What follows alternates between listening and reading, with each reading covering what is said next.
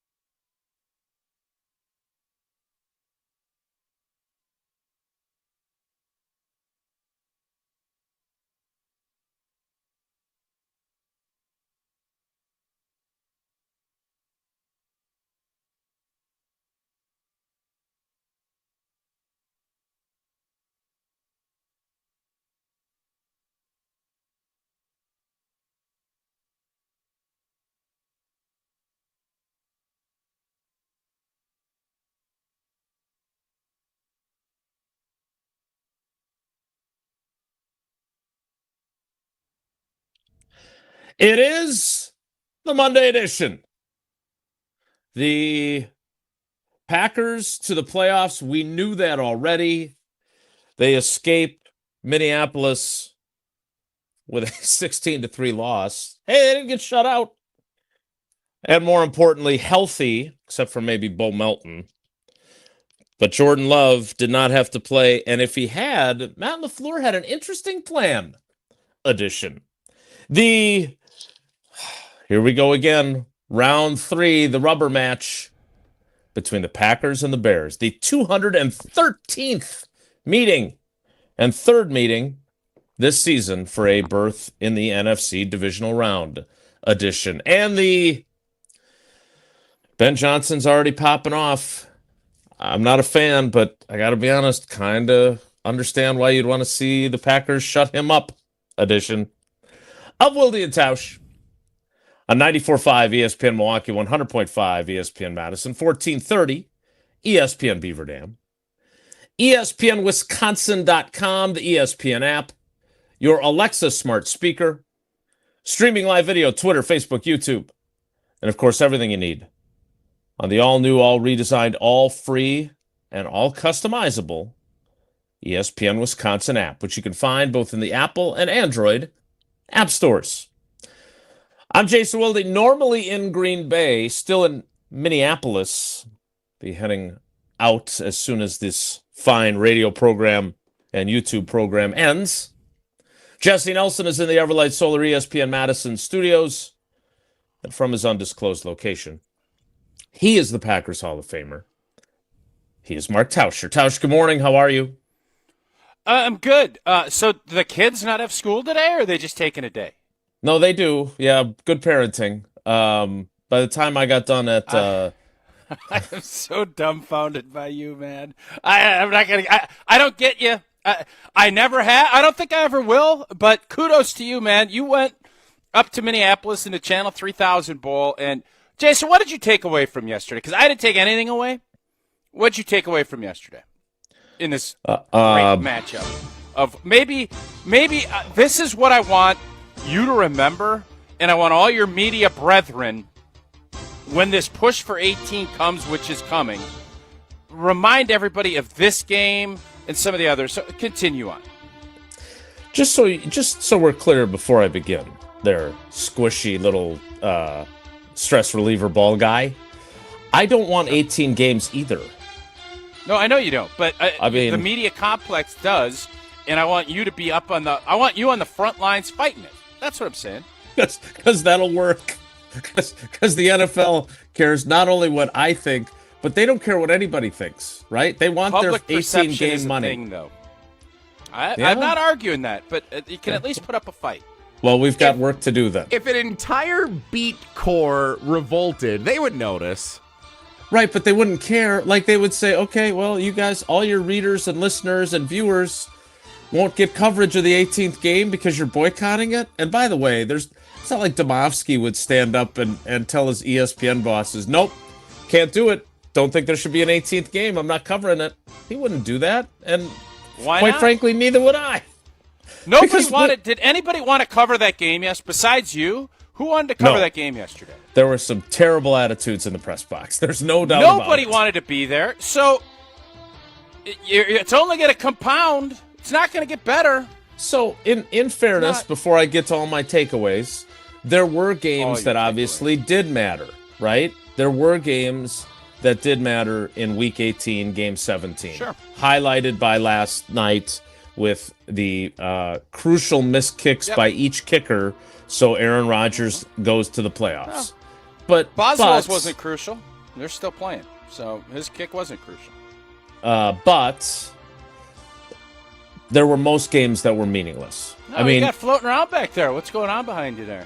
We're packing up to go home. We're packing up. Got some action. We're heading home. Yeah. All right. So my takeaways. One, which I kind of knew already, Matt LaFleur is forever scarred by Christian Watson tearing his ACL in last year's regular season finale. No doubt about it. Hey, thanks. Thanks for being on the show.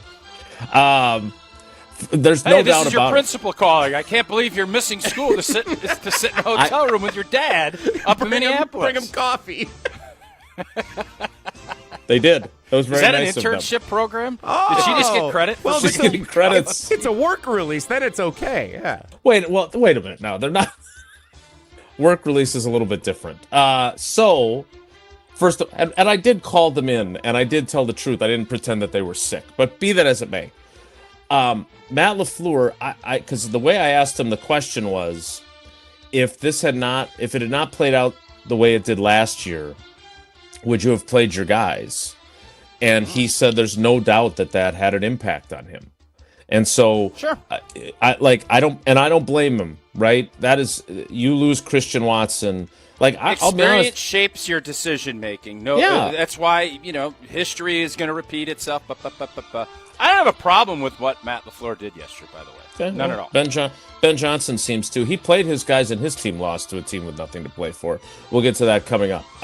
Also, I think Barron Sorrell, who has played on and off throughout this season, and whose dad told us in our YouTube comments that 99 was going to shine, shined yesterday.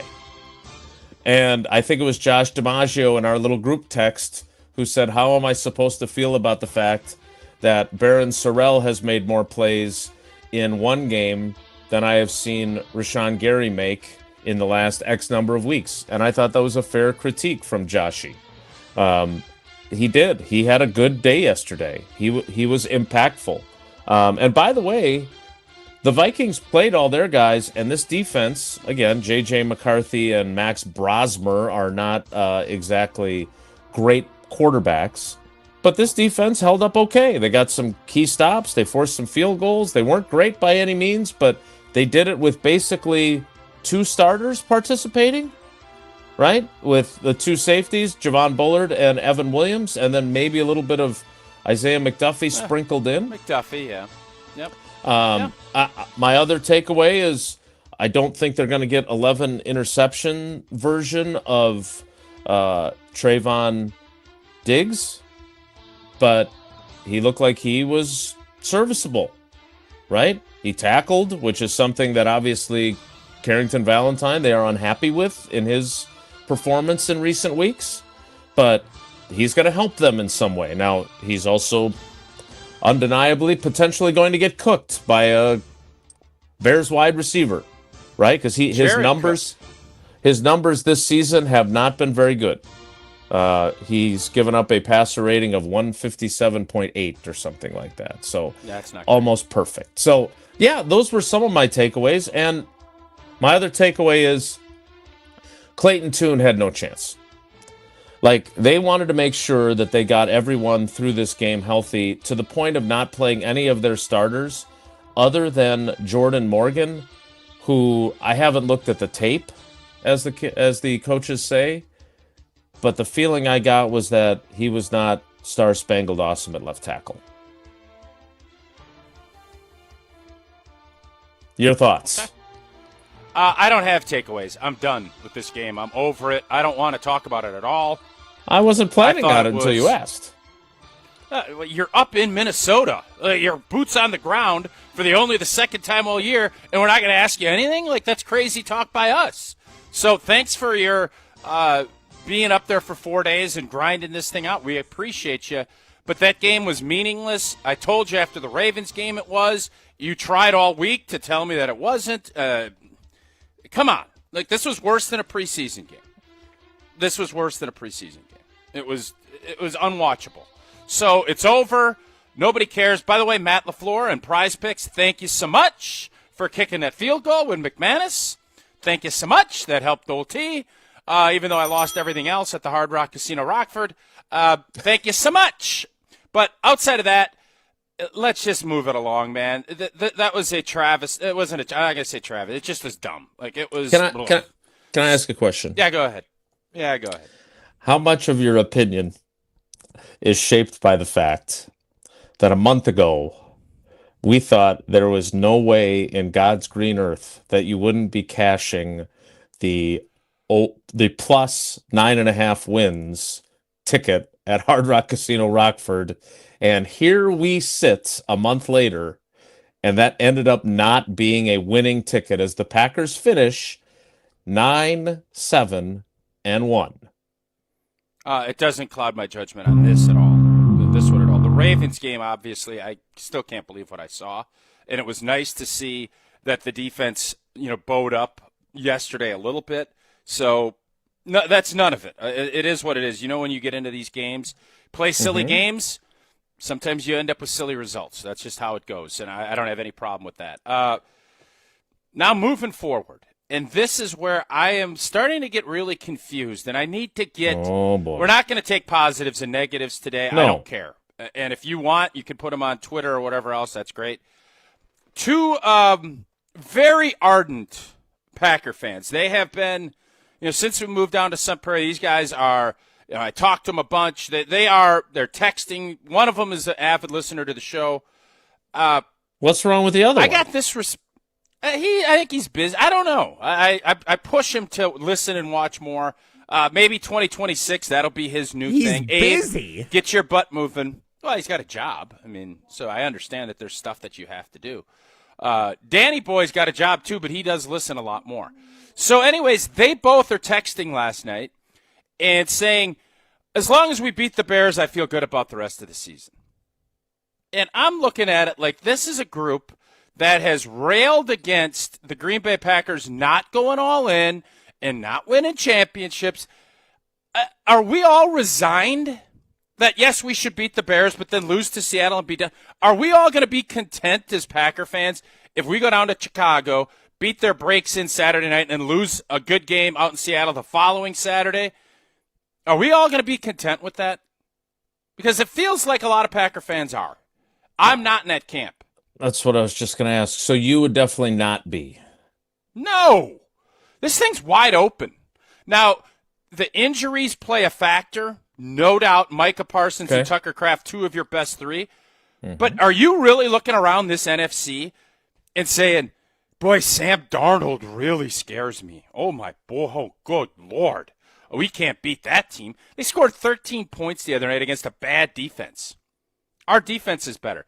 I'm not saying crazy things, But it just seems to me as if we're coping and we're it feels like, and I text these boys back last night, it feels as if we're giving them the Brewers treatment. Oh, good season. This hasn't been a great season. The finish this season's been pretty crappy. But it all resets, and it feels as if we're giving the same treatment that we give the Brewers because of the economics of baseball. We're now giving the Green Bay Packers because of the injury effect. And I'm wondering if that's a more universal feeling in our fan base than just Danny and Abe. That's all. Well, first of all, I understand where Danny and Abe are coming from.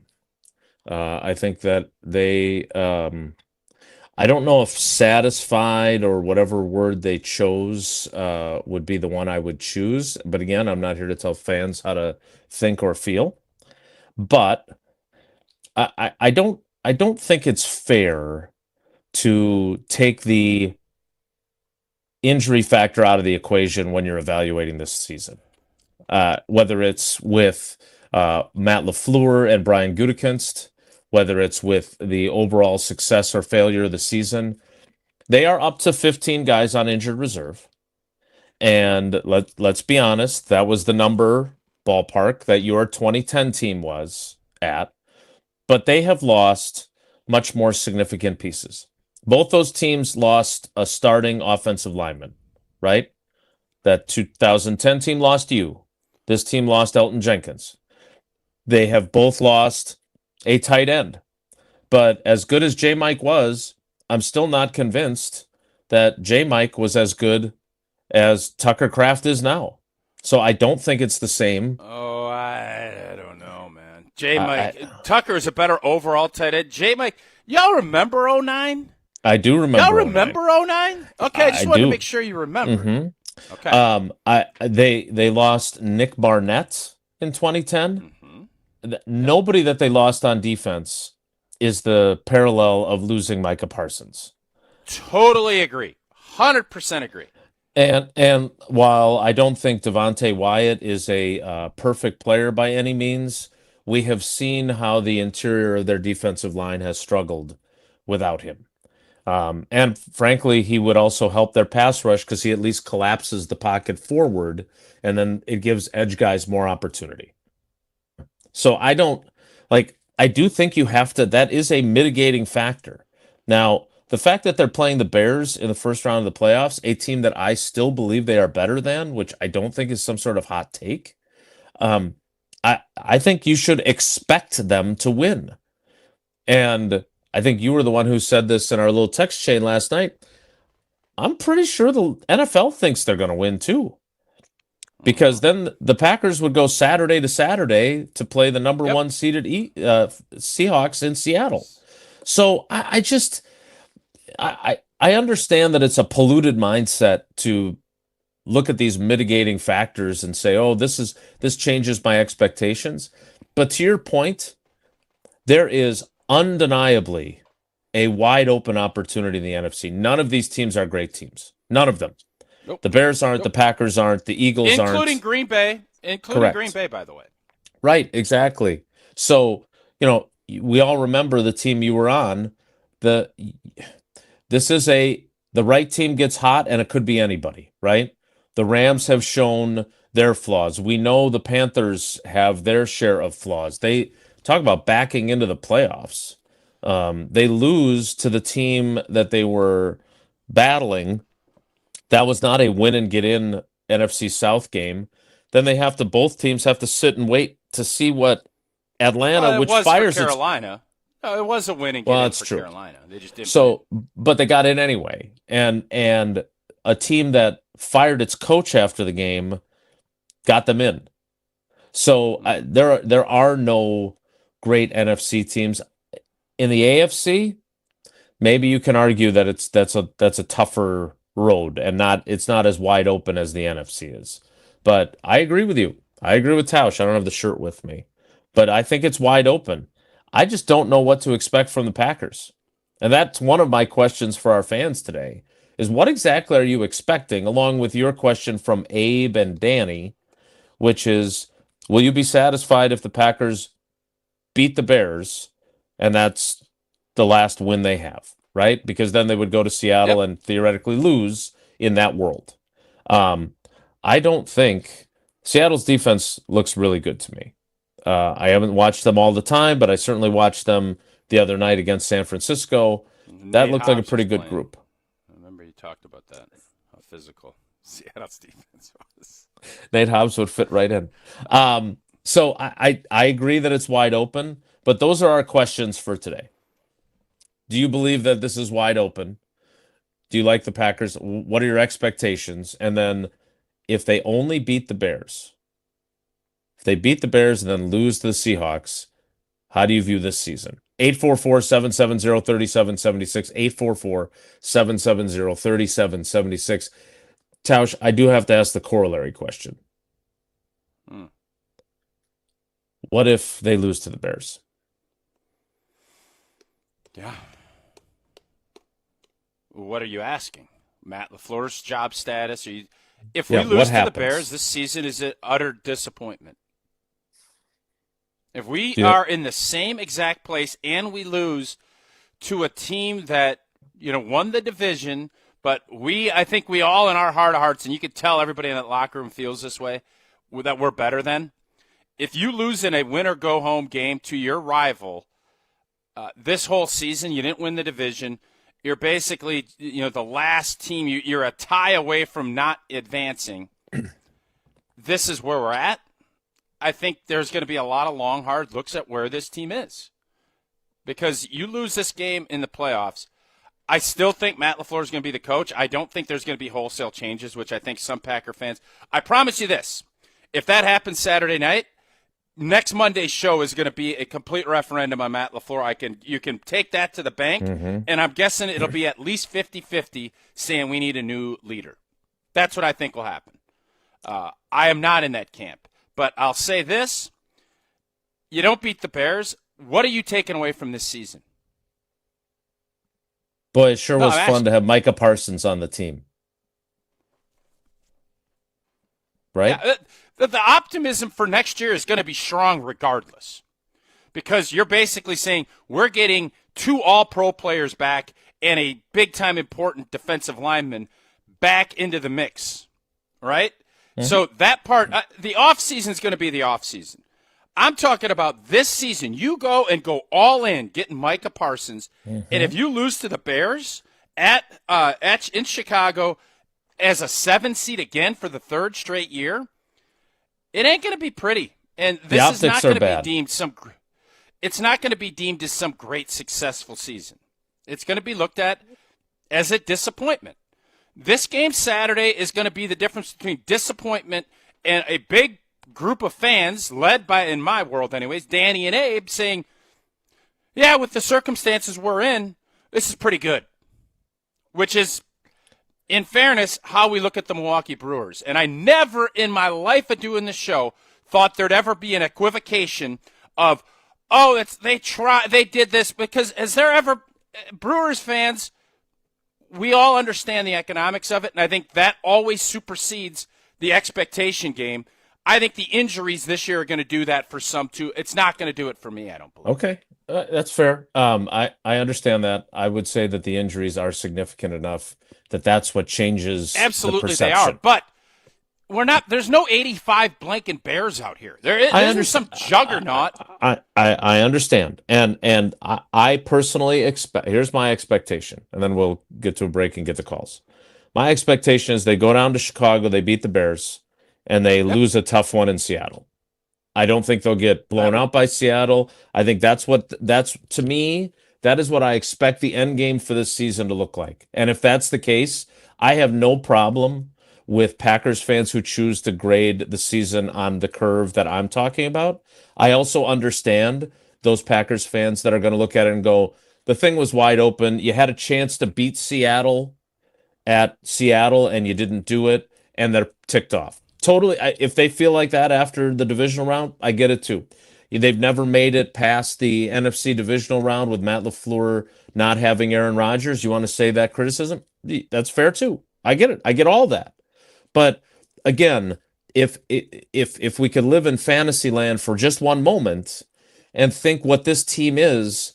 Like, let's have them have 4 other guys get injured, but they get to keep Parsons and they get to keep Tucker Kraft. I have sky high. I need to make plans for Santa Clara expectations. To me, it's about the guys that are hurt. It's not about the 15 guys total. It's about those 2 specific players. That I agree with. But I'm still looking at it and saying, who is that much better? And I know fans are going to say, well, you're being a homer, you're doing this. And there probably is a little bit of that. But I just look at the big picture on things. Green Bay could easily get beat on Saturday. And to me, that'll be very disappointing. And this season has been really set below what the expectations were. The injuries do play in. And I do think if we go out and play a good game in Seattle and they beat us as the 1 seed, I think I'd probably be leaning more on your side of it. I just am looking at it right now, and our fans already thinking that. It just felt Brewersy to me, and I know I don't love that. I don't love that at all. 844-770. I just got the hot new Pella Reed, hot off the presses for the new year, and for your New Year's resolution, the sky is the limit. With Pella's 0 interest for 4 years finance offer. No payments and no interest for 4 years. Think of everything you can do in 4 years. You can win an Olympic gold medal. You get a college degree. You can raise your toddler until they're ready for school. Time does fly. Serve a full term as president? Oh, my gosh. Start your own journey toward meeting your personal goals and enjoy Pella's highest quality products with exclusive features custom made for your home. This deal ends January 31st, so schedule your free consultation today at PellaWI.com. Just think 4 years with AI. Lord knows where we're going to be in 4 years. And you get free financing for those 4 years with this New Year's deal from Pella Windows and Doors of Wisconsin. 844-770-3776, 844-770-3776. If the Packers beat the Bears, is that sufficient success for this season given the injuries? How do you feel about that? The other question I frankly have, and I don't love asking it, is as a fan, do you see this as a must-win game for Matt LaFleur? I do wonder that.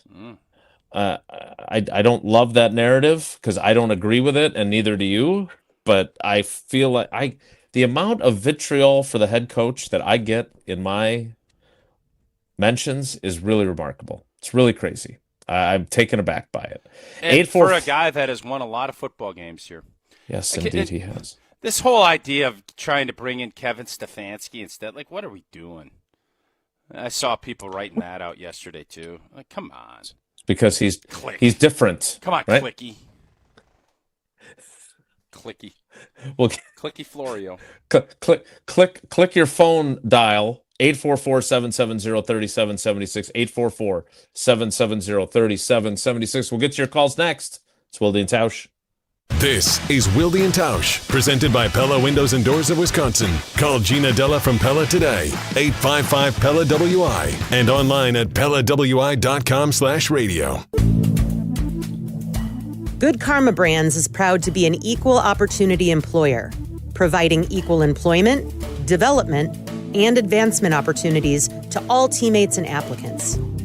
To learn more about careers with us, please send an email to talentacquisition@goodkarmabrands.com. That's talentacquisition@goodkarmabrands.com.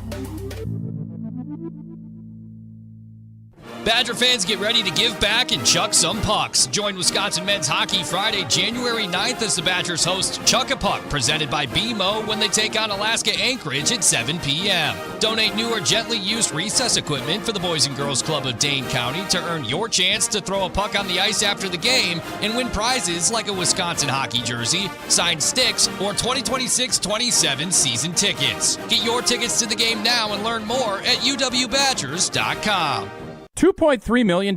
A recent Schwab survey of Americans says that it takes $2.3 million to be wealthy. Well, you may have had your financial plan set on a bigger or a more humble number. But if you're looking for added insights on how to get there or how to avoid some tax pitfalls on the way, Annex Wealth Management is ready to listen. Mark Tauscher here, and whether your situation is complex or simple, the Annex Wealth Management team can give you wealth expertise and guidance on reaching your goals. Annex Wealth Management. Know the difference. From the biggest plays on the court to the comments made in the locker room after. An in-depth recap of every Bucks game. In 6 minutes. No more, no less. Bucks in 6 on the Bucks Plus audio network. If you missed any of the game or just want to relive the biggest moments, Bucks in 6 provides game recaps. Hear the high-flying dunks from Giannis or the deep threes from Miles Turner. And catch the comments post-game about what happened on the court. Bucks in 6 on the Bucks Plus audio network. Find it now on bucks.com/plus or on Spotify, Apple, or wherever you get your podcasts.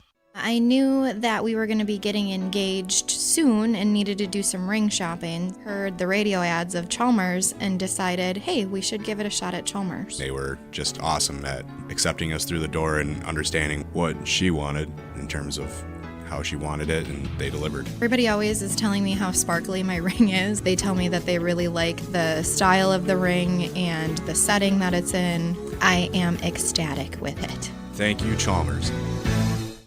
In the next 30 seconds, I'm going to tell you how to save money and save the planet.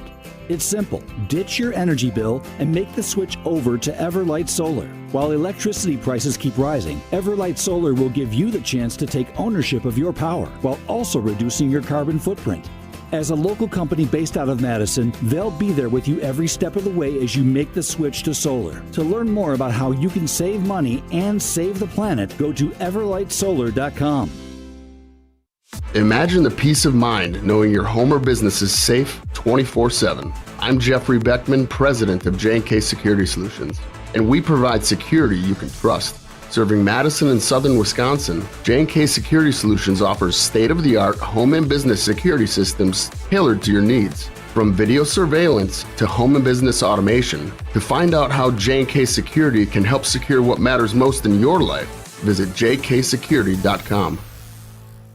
It's December, which means it's truck weather, and nobody helps you gear up like Metro Ford of Madison. Right now, get a 2025 Ford F-150 with 0% APR for 60 or 66 months, with $0 down and no payments for 90 days. The 2025 F-150 2.7L SDX is here with 0% APR, plus $1,250 retail bonus cash, $1,000 open bonus cash, and $1,000 MBC. But hurry, offers end January 5th. It's truck weather, so make it count today at MetroFordofMadison.com. The Don has spoken. Everybody has the same issues. Everyone has NIL issues. Everyone has transfer portal issues. It's up to our guys to figure out how to manage it. The Barry Alvarez Show, Mondays at 6 on 100.5 ESPN.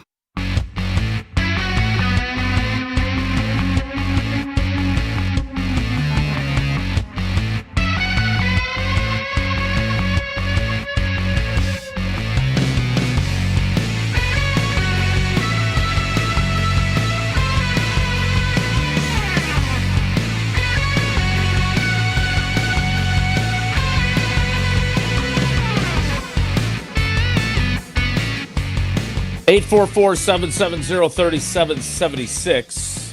That is the Carbless Talk and Text line. Again, courtesy of Abe and Danny, Tausch's buddies. What tier would they be in? Never mind. I don't tier people. So I know you don't. I know. I wasn't even going to... It was a rhetorical question. I wasn't looking for an answer. I was going to move on from it right away. No. Yeah, no. Okay. If the Packers beat the Bears and then lose to the Seahawks, will you be satisfied as a Packers fan? 844-770. J-Dub, who's there more pressure on? Bears or Matt Packers LaFleur. this weekend? 100% agree. This is not like if the Packers win. I thought. You remember when we beat the Cowboys and it was all house money, and then San Fran was house money? I said, we'll never have another house money game with this group because that's not what we do. Yeah, you were right. I think if we win, next week will be house money. Yeah, in a lot of Packers. It won't be for I will not look at it that way. Not for you, yeah. Mm-hmm. No, and I don't think Packer fans should. I just feel like where because we've lost games and because Micah got hurt. And listen, that post game after Micah got hurt, I said our championship aspirations, and I'm guessing they probably are.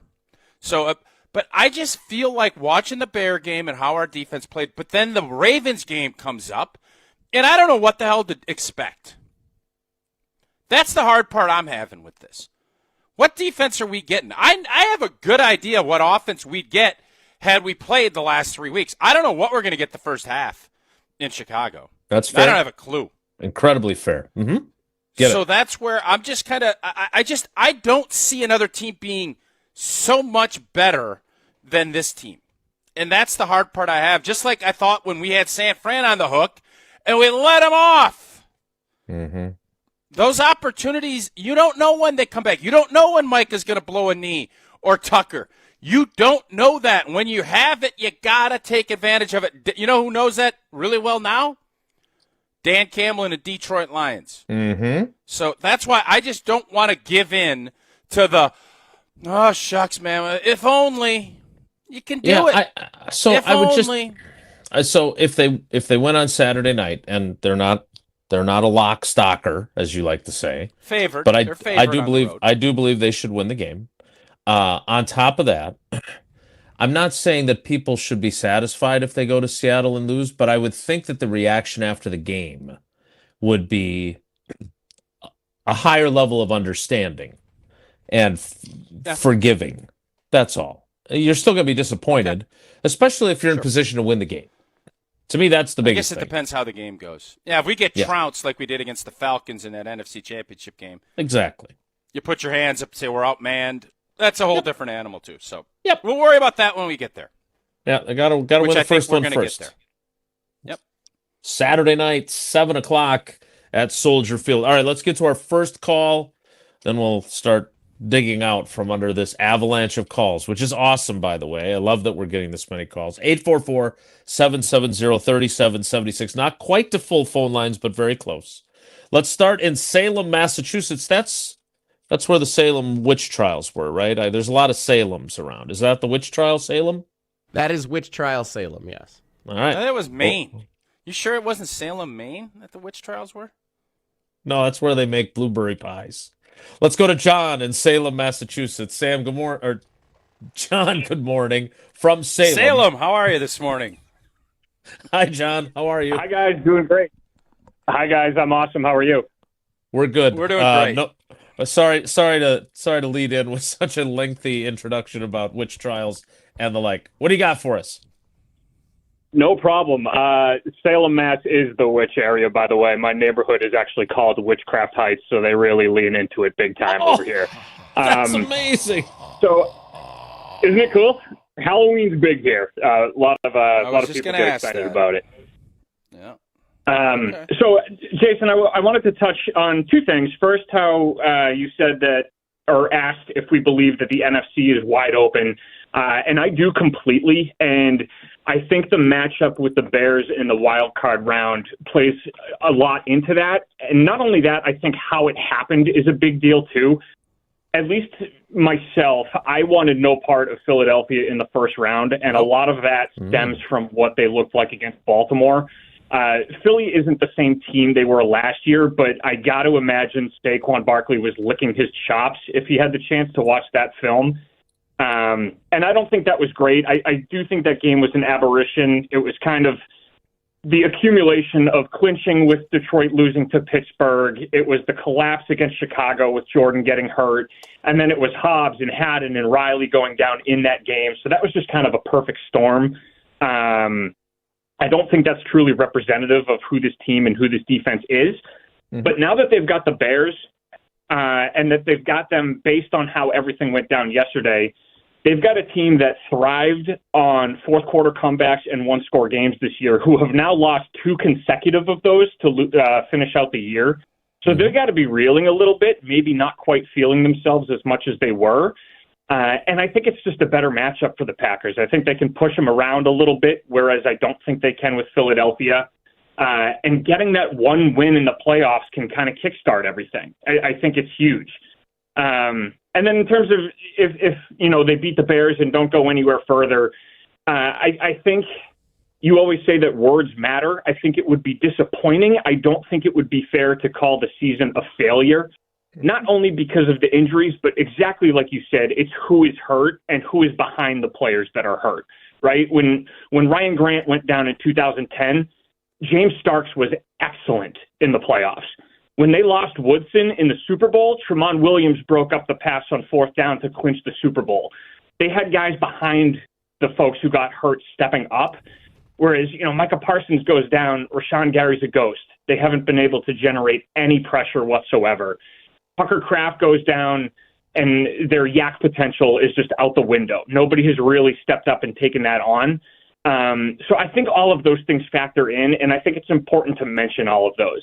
If they do win a playoff game with how this season has unfolded, I don't think it's fair to call this year a failure. It's disappointing for sure, but not a failure in my mind. Words do matter. All right, John, because this was such a great call, and you managed to sneak a ghost reference into a call from Salem. Let me ask you this. Are you concerned about what this team is going to look like with the quarterback not having played in 2.5 games? Tausch said, who knows what the first half will look like offensively. I think that's a very fair critique. I still think what Matt LaFleur did yesterday was absolutely the right decision. But, and I came around on that because I was not feeling that way early in the week. Are you worried about what they're going to look like on Saturday night because of the way they've approached this last week and a half? I think I'd be lying to you if I said no, but I think they're kind of damned if you do, damned if you don't. And the fact that they had Love active at all was mind-boggling to me. I know LaFleur said that if he had to go in, it would be handoffs only. And this is a very polluted mindset on my mind. But the first thing that came to my mind was, what if he goes back to take a handoff and Jacob Monk gets blown off his block and steps on Jordan's ankle and he goes down? Like, nothing is guaranteed, even just with handing the ball off. I don't think he should have been active at all if that's the route you're going to go. I think that was kind of a half measure that I was really not comfortable with. But I think this is where LaFleur can earn his money and get Jordan into a rhythm. I don't think we need to – I would like to see them set up some quick, easy hitters for Watson, maybe get some of that yak that they've struggled with all year and not rely on, the inside handoff to Jacobs and hoping he can push the pile for 6 or 7 to get the drive started. Get Watson on a slant, draw something up for Reed so that he can catch something in space. Kind of get them going that way is what I would like to see. Great call, John. We appreciate it. Lots of really good stuff in there, Tausch. I thought that was a great call. That seemed like that was almost like your doppelganger. You guys have very like you guys are in simpatico, man. He is all in on Channel 3000, is what I took on that. Sure he is. I guess I'm curious, and then we'll get to more calls coming up. I am curious if what your concern level on a scale of 1 to 10 is about what the offense is going to look like. And again, I asked LaFleur early in the week, and then I asked him yesterday about having Jordan active, and that was when he said that no passes would have been attempted. But there is weird stuff that can still happen. Sure. And by the way, Josh in the ESPN Madison YouTube comments, Love had his helmet on all that time because he's listening to the play calls the whole time. So that's why he's doing that. It wasn't like he was itching to get in. A few people have pointed out that he was wearing his helmet on the sideline. Your concern level about this offense? I would say it's probably at like a 6 or a 7, just because you don't have. Now, the one good thing is I don't think the Bears are going to be some offensive juggernaut against our defense. If you get off to a slow start and you're playing San Francisco or the Rams, you're probably going to get run out of the gym, because I don't think they're going to get off to slow starts, especially, with what the Rams had to do and what they put up yesterday. With the Bears, that offense, it seems as if, and you watched the game yesterday, I did. That was a slow start. They rallied, but you just don't get the sense that this is some offensive juggernaut like they did against San Fran. I don't think that's going to happen against our defense, even without Micah. So you're going to be able to get away with it a little bit, and that's why I like this matchup as much as I do. Mm-hmm. But you're still going to need to find it, and it's not the postseason. Everything gets amplified. Every play, you don't know which one's going to be the big one, and if you start pressing, and that's what happens in football. If you go 2 series and go 3 and out, everybody tightens up a little bit. So getting off to that fast start, I always thought was really important in postseason football. You can overcome it. You can find a way. And I think that Jordan Love and this offense will, but I would be surprised. I'd be more surprised if they came out guns blazing and just walked up and down the field the first 2 possessions with as much time off as this unit has had. Tausch, tell us about Annex Wealth Management as we kick off the new year. Partner, new year. Fun new partner, and lots of people make New Year's resolutions. Many of them, well, they'll crash and burn, and sometimes it's a lack of discipline. A lot of times it's bad advice. You can see some on TikTok or Insta-Reel or Twitter or whatever, and you start guiding your decisions by that quote-unquote expert. Sooner or later, for most people, might take a talk with an expert. So if you have a resolution that deals with your money and your earnings and investments, go talk to the experts at Annex. I've been over to Annex. They have studios. They have so many research. They got everything you're looking for at Annex. They have a team of experts that are ready to listen and talk you through your financial goals at Annex Wealth Management. More of your calls next. It's Wilde and Tausch. We're on the Packers because we're on the postseason. The time these guys get on that bus, it's over. It is a new season, and it is all about the next step. Nobody covers the green and gold like 100.5 ESPN.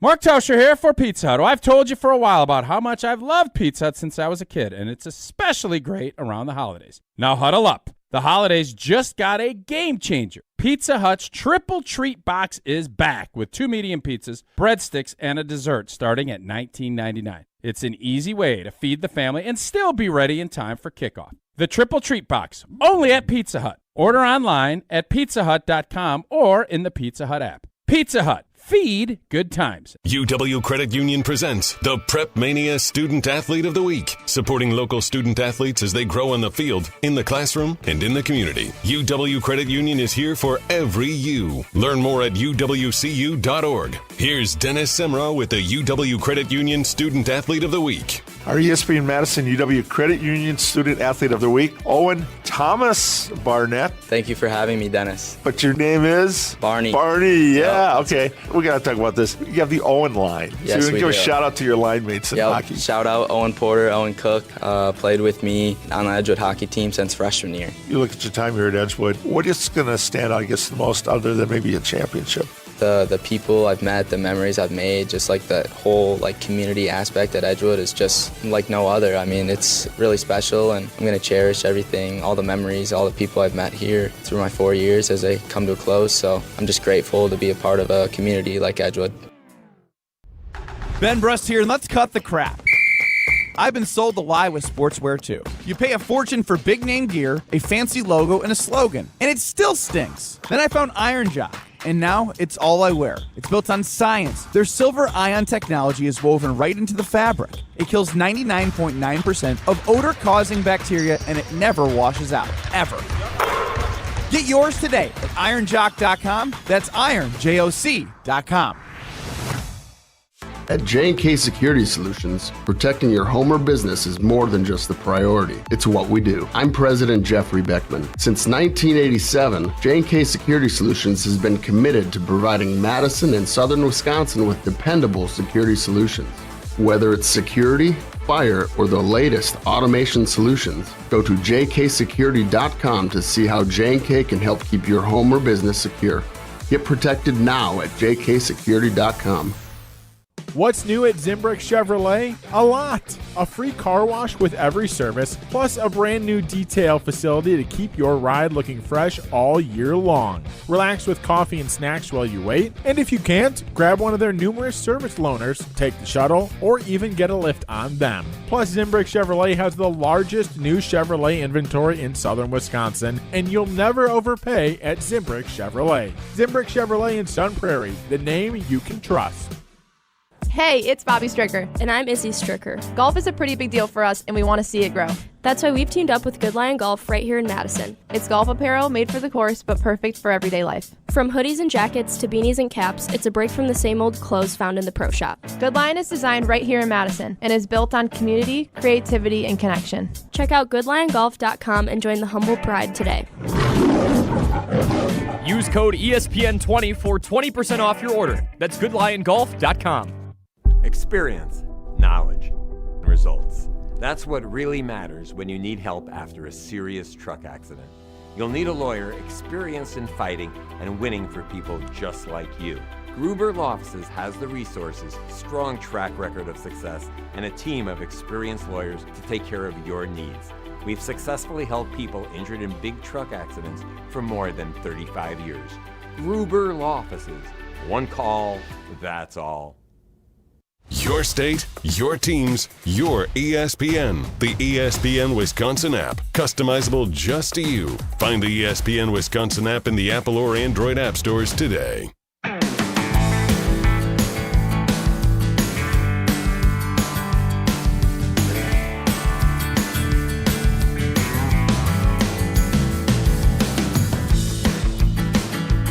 Let's get back to your calls. 844-770-3776. I am very curious to hear what this guy says about our disappointment, satisfaction view. And again, let's not, if we learned anything from their last meeting, there's nothing you can take for granted in Packers-Bears based on the way that fell apart for the Green Bay Packers in Chicago a couple of weeks ago. But I want to get this guy's take. Let's go north of the border. Oh, baby. To Canada. And let's talk to Ricardo. Ricardo, good morning. How are you, buddy? Good morning, boys and girls. It's playoff time, baby. This is what it comes down to. Listen, the only few takeaways, I have two takeaways from yesterday's game only, and just two, even though the game was completely meaningless. One, we got a hell of a punter. Dalen Williams has a leg on him. God bless that guy. And two, yesterday separated the real fans from the mediocre fans. Because if you watch that game, you're a true fan, okay? That was almost torture, but you got through it. Regardless, we turn the page. It's Bears week. It's playoff time. Now is when everything is 0-0. Time for some give back. Time to finally, rise to the occasion. You know what I mean? Everything is leaning up. Everything is wide open.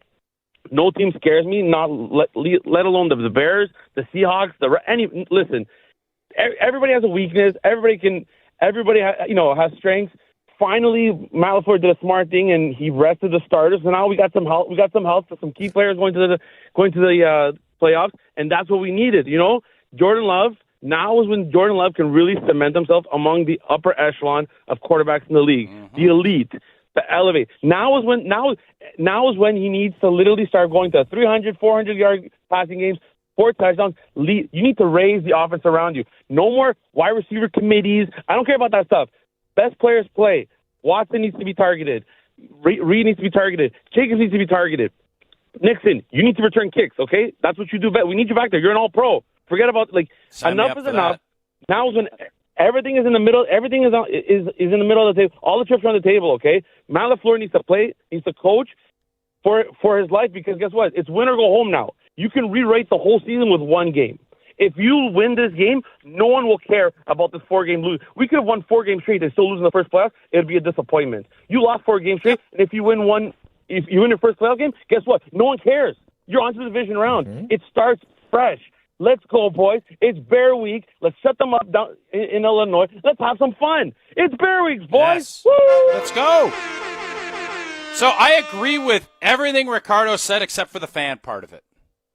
the Packers didn't care yesterday about the game. Why should the fans have cared? Like, that's how I look at it. So I disagree with Ricardo. It's not about the real ones or whatever. You heard a coach tell you they'd hand the ball off 100 times and not think about throwing a pass. They didn't care.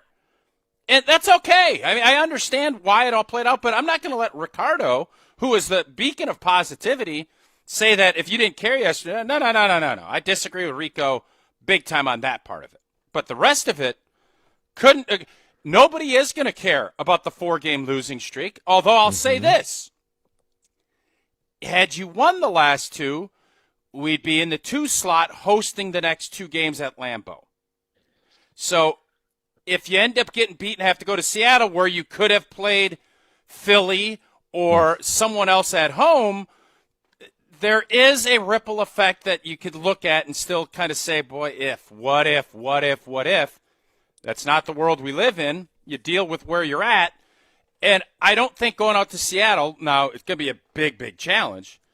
It's not going against the big juggernauts that we've seen in the past. Even though they're 14-3 and are a very good football team, I couldn't agree more with let's find a way to get this done in Chicago, and then we can figure out how to go beat Seattle. So if you are power ranking your regrets of the season and you take out the injuries because there's nothing you could have done to prevent those, is the biggest regret has to be, even more so than the Bears loss, playing the way you did against Baltimore and allowing them to bully ball you with their Hall of Fame running back. Because, again, you win that game, the Bears lose to the 49ers. There is something on the line yesterday. And you're telling me that the Packers' frontline players don't beat the guys that they put out there for Minnesota? No, we had to beat Minnesota yesterday. Yes, no doubt. And suddenly now, you're the 2 seed. You're playing at home in the first round. Jesse and I cash our Hard Rock slip. I know, but that doesn't affect how you view it. Yep.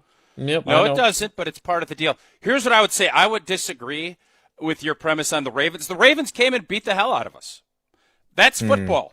What are you going to do? Oh, bow up and be tougher? No, we are who we are, and they did what they did. But they beat themselves against the Bears. I look back at why on earth were we and again, Jordan Love can't make that throw, but the Cleveland Browns loss is completely unacceptable. They couldn't move the ball a yard. Run the ball, punt, and win the game. You try something flashy, you throw a bad interception, and that gets your blank beat.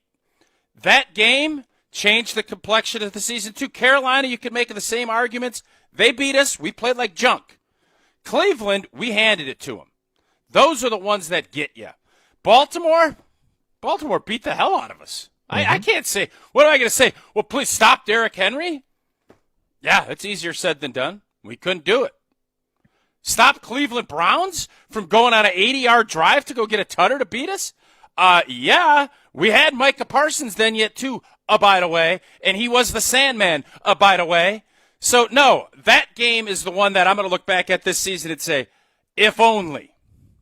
Because if only, all of a sudden, we're probably 11-6-1, and we're the division champs, and we're hosting everything but the NFC Championship game. And certainly yesterday would not have been the type of game that it was.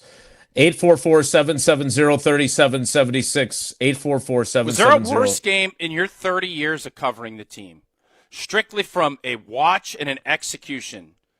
Is there a worse game that you've watched in 30 years? I'm going to have to think Jason, about we had that. negative 3 yards passing for a while, wasn't it? And it was. We didn't even try. No, not for a while. They finished the game with -7 yards net passing. That's how they finished the game.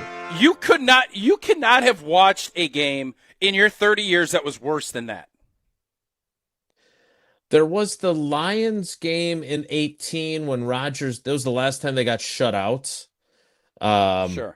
After McCarthy got fired, it was the finale. We were still trying to move the ball. Yesterday, we weren't even trying to move the ball. Like, Rodgers at least played in that game, right? Briefly, and then he got a concussion. And then it was, I believe, Deshaun Kaiser. They lost 31-0.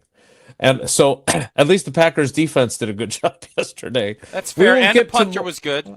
He was great. He was great. So, we will get some. So you're saying this is in the Mount Rushmore of worst games you've ever watched as a beat writer? What I'm basically trying to do here, besides get to break, is trying to think of any game that has any chance of even being in the same conversation. Because no, it was pitiful. It was everything I hoped it wouldn't be. Like I was hoping like the guys that are the what kind of bowl gifts did you get? Nothing. I got my Channel 3000 hat. Everything that I was hoping would happen. FBI is on next week. Everything that I was hoping would happen. Bo Melton playing on both sides of the ball. Trayvon Diggs and Jalen Simpson both having interceptions. The Jacoby Keeney, like the practice squad call-up guys scoring a touchdown. None of that happened. None of it. But Matt LaFleur did call timeout with 2 seconds left so he could kick a field goal and avoid the shutout. You should avoid getting hurt in an accident. It would be great if you never have to call Gruber Law Offices. But if you do get hurt, that's the call to make. One call, that's all. 414-276-6666. 414-276-6666. Don't worry about all these other folks that are trying to get your business. Go with the team that has been doing it for 40 years and knows how to win.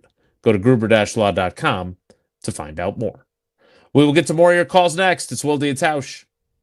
Wilde and Tausch on 100.5 ESPN is brought to you by Everlight Solar. Save money, save the planet. Everlight Solar.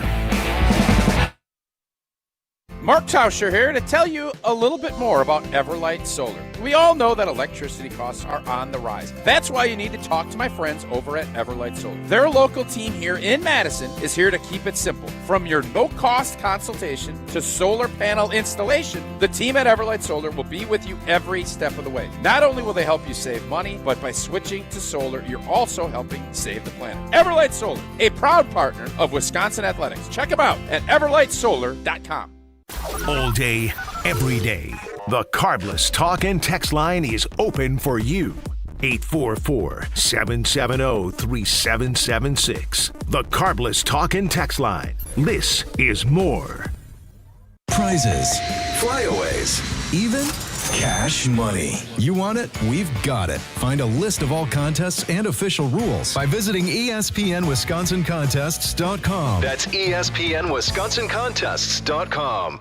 ESPN Madison and Zimbrick Honda are celebrating the area's best local sports stories with the Game Changers of the Month. Follow ESPN Madison on social media to see the teams recognized for making a positive impact in the community. It's the Game Changers of the Month, presented by Zimbrick Honda. We are the National Park Foundation, and together with you, we're creating a future where every person, every generation gets their chance at an unforgettable moment. Donate at nationalparks.org/foundation. Hi, it's Eric from Canopy Wealth Management. Our years of experience have prepared us to guide you through your life transitions. Our local professional team brings over 90 years of collective experience in the wealth management industry for the benefit of our clients. Canopy Wealth Management. Care, competence, clarity. It's not just a tagline, it's a promise. Go to canopy-wealth.com to get started on your financial future today. That's canopy-wealth.com.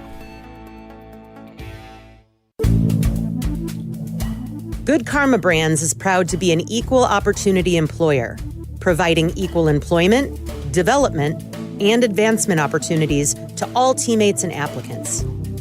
To learn more about careers with us, please send an email to talentacquisition@goodkarmabrands.com. That's talentacquisition@goodkarmabrands.com. Doug Brown is Assistant Executive Director of the Dane County Humane Society.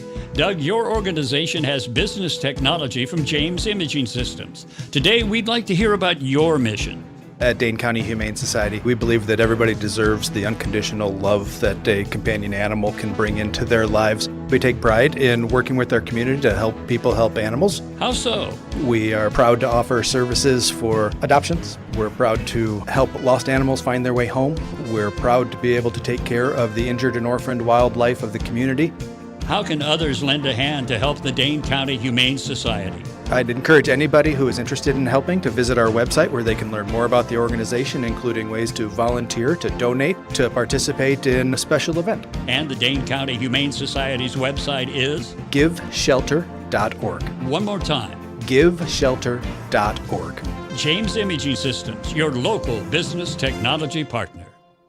Purchase your tickets, grab some friends, and get to the Sylvie on Thursday, January 29th for Andy North Trivia Night presented by Exact Sciences. Enjoy a fun and inspiring evening of trivia, music, food, and refreshments while helping to raise money for UW Carbone Cancer Center. This fun and inspiring event is hosted by Andy North, and along with the trivia, the lineup includes a silent auction, celebrity appearances, and prizes. Doors open at 6. Visit AndyNorthAndFriends.com to buy your tickets. Past year's events have sold out quickly, so get your tickets today. We're on the Packers. This is a crazy season. There isn't a juggernaut. Because we're on the postseason. There's not one team that this team can't beat. And as we saw earlier, there's not one team that this team cannot get beaten by. You're listening to 100.5 ESPN.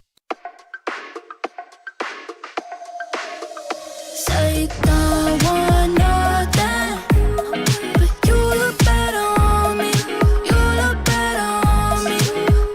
Let me show you something, so you don't leave you lonely. You won't leave you lonely.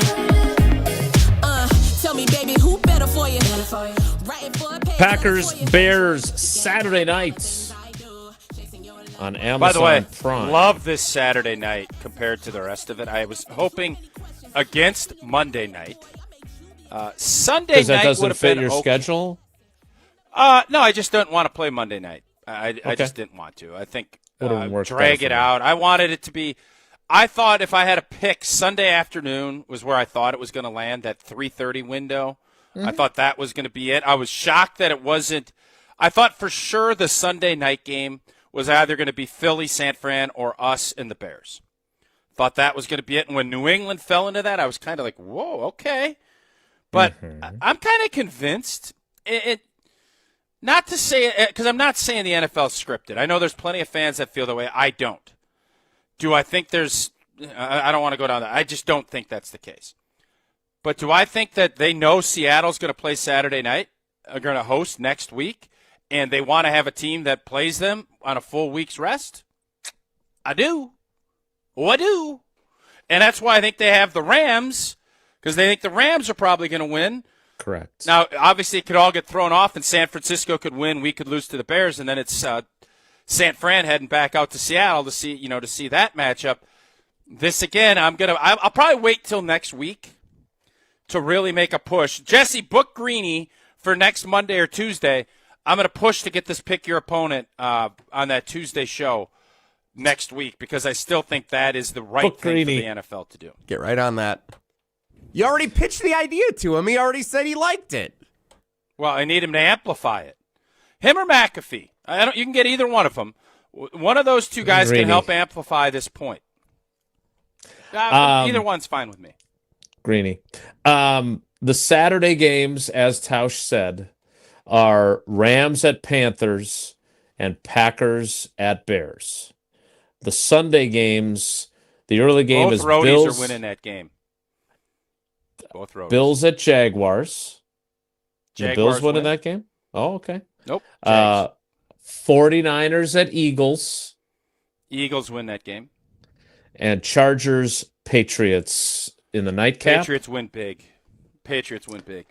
And then the Monday night game, Aaron Rodgers and the Steelers playing host to the Houston Texans.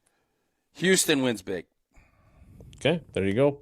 Those are my predictions. Make your predictions / wagers accordingly. We will go back to the phones to kick off the 10 o'clock hour. Thomas in Chicago, you'll be first up. There are a few spots open still. We do not have full phone lines, which I know we enjoy at our end. So get your calls in, 844-770-3776, 844-770-3776. Your calls to kick off the 10 o'clock hour in 2 minutes. So stick around. Don't go anywhere. Another hour of Wilde and Tausch, presented by Pella Windows and Doors of Wisconsin, is coming up next on ESPN Wisconsin and the ESPN Wisconsin app. Every event tells a story, from the first impression to the final moments. Have someone guide your guests through every chapter the way you want the story told. Hi, it's Jeffrey from Celebrations Entertainment. With a strong presence, great voices, and an award-winning team, trust us to guide, direct, and inform your guests through all the different chapters of the day. For fun, memorable entertainment for any event, please visit us at celebrationsentertainment.com. That's celebrationsentertainment.com. Hi, this is Dave Kane. You're listening to Madison's Home of the Bucks, a good Karma brand radio station, 100.5 ESPN WTLX, Monona, Madison. Broadcasting live from the Everlight Solar Studio, this is your Metro Kia of Madison Sports Center. Good morning, Madison and streamers everywhere. I'm Jesse Nelson. Sports Center brought to you by Goodman's Jewelers, the diamond store of Madison for generations. Check them out at 220 State Street and online at goodmansjewelers.com. The Green Bay Packers fall 16-3 are on the road against the Minnesota Vikings in the Week 18 finale. That game didn't matter. The next one does. Wild card round of the NFL playoffs, and it is the two NFC North rivals meeting in Chicago. The 7-seed Green Bay Packers, the 2-seed Chicago Bears, Saturday night at 7 o'clock. Televised, streaming exclusively on Amazon Prime. Remember, that means fans in the Milwaukee and Green Bay TV markets will be able to see the game on over-the-air television. Everywhere else, including here in Madison, the game is streaming exclusively on Amazon Prime. Sportsbook's a little torn on this game to start. The Bears listed by most as a 1-point favorite, opening up the line for Saturday night's game in the wild card round. The two teams, of course, splitting the regular season series. Plenty more to get you set for Packers-Bears on Wilde and Tausch, continuing right now. Metro Kia of Madison, Madison's trusted Kia dealer. Stop into Metro Kia on the east side of Madison or metrokiaofmadison.com.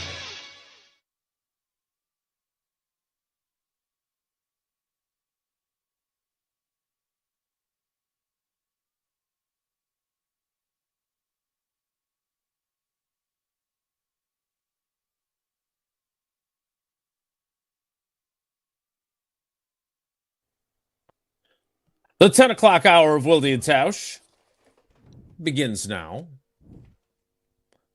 And it begins with more calls. 844-770-3776. 844-770-3776. My apologies to David in St. Petersburg, who could not wait on hold any longer. But there are some open spots. The questions, again, that we have for you for today. And again, I'm crediting Abe and Danny, correct? Is that correct? Yep. Abe and Danny, who brought this to Old Boy's attention today or yesterday. If the Packers Jesse, beat the Bears, how do you feel? How do you feel about that, Jesse? Can I reset? Can I briefly reset the question? Would that be okay? Sure, reset. My bad. Okay, thanks. If the Packers beat the Bears and then lose to the Seahawks, will you be satisfied with the season? Jesse, we haven't gotten your answer to that question yet. Oh, thanks for asking, Jason. I am of the expectation for the Green Bay Packers to reach the NFC Championship game. Expectation like that should be what they accomplish, yes. Or you believe that they are going to do that? Both? No, you don't. Yes, I do. You don't believe I said that. if this playoff bracket fell the way that it did, where the Packers play the Bears in the first round, who the Bears are frauds. They've been exposed the last couple of weeks. They've been exposed all season long. They've just gotten away with it for every game. It's ridiculous.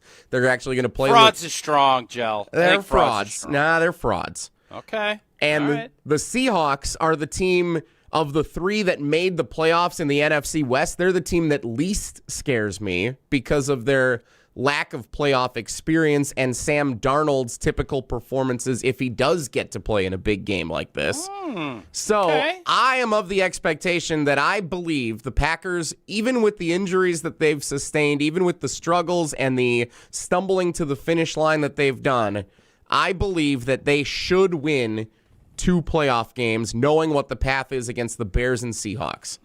And then I think if it's Philly or the Rams or the 49ers, then we're going to start to run into some trouble in the NFC Championship game based on injuries and who's available. But those first 2 games, I feel really good about the Packers winning them, and my expectation is for them to play in the NFC Championship game. I kind of agree with Jesse. Because yesterday, as I was watching both games, the Commanders and Eagles, and when the Eagles pulled ahead 17-10, I thought, this is bad news. Because at that point, I think the Lions were ahead 16-0. Obviously, everything changed, and it was kind of a crazy last 3 or 4 minutes of both of those games. By the way, For sure. how bad are the quarterbacks in this league? Oh, my God. How good do the Green Bay Packers have it? Now, obviously, Tune's not the guy. Like, I don't think Tune's going to be our backup next year unless something crazy happens.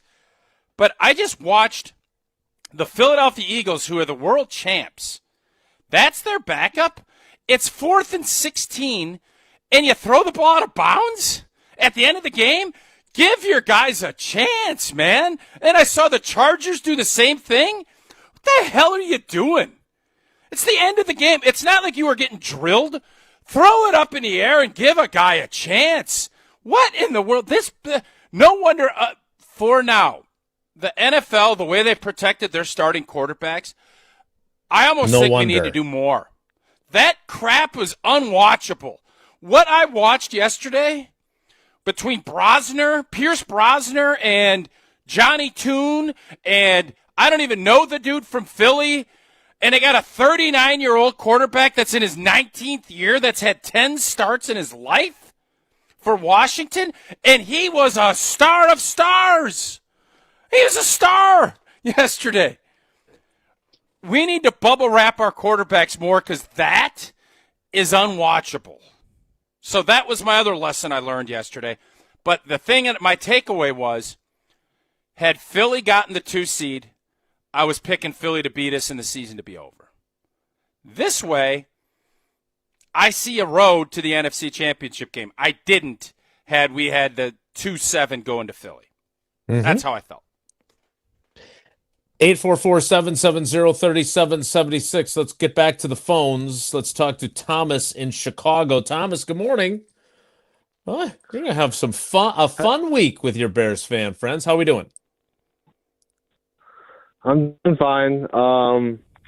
I guess to answer your questions, yeah, it would be satisfying if we beat the Bears but lose to Seattle. I mean, that's Seattle defense. When you have I'm sorry. When you have cornerbacks who can take down George Kittle one-on-one, you are violent and vicious.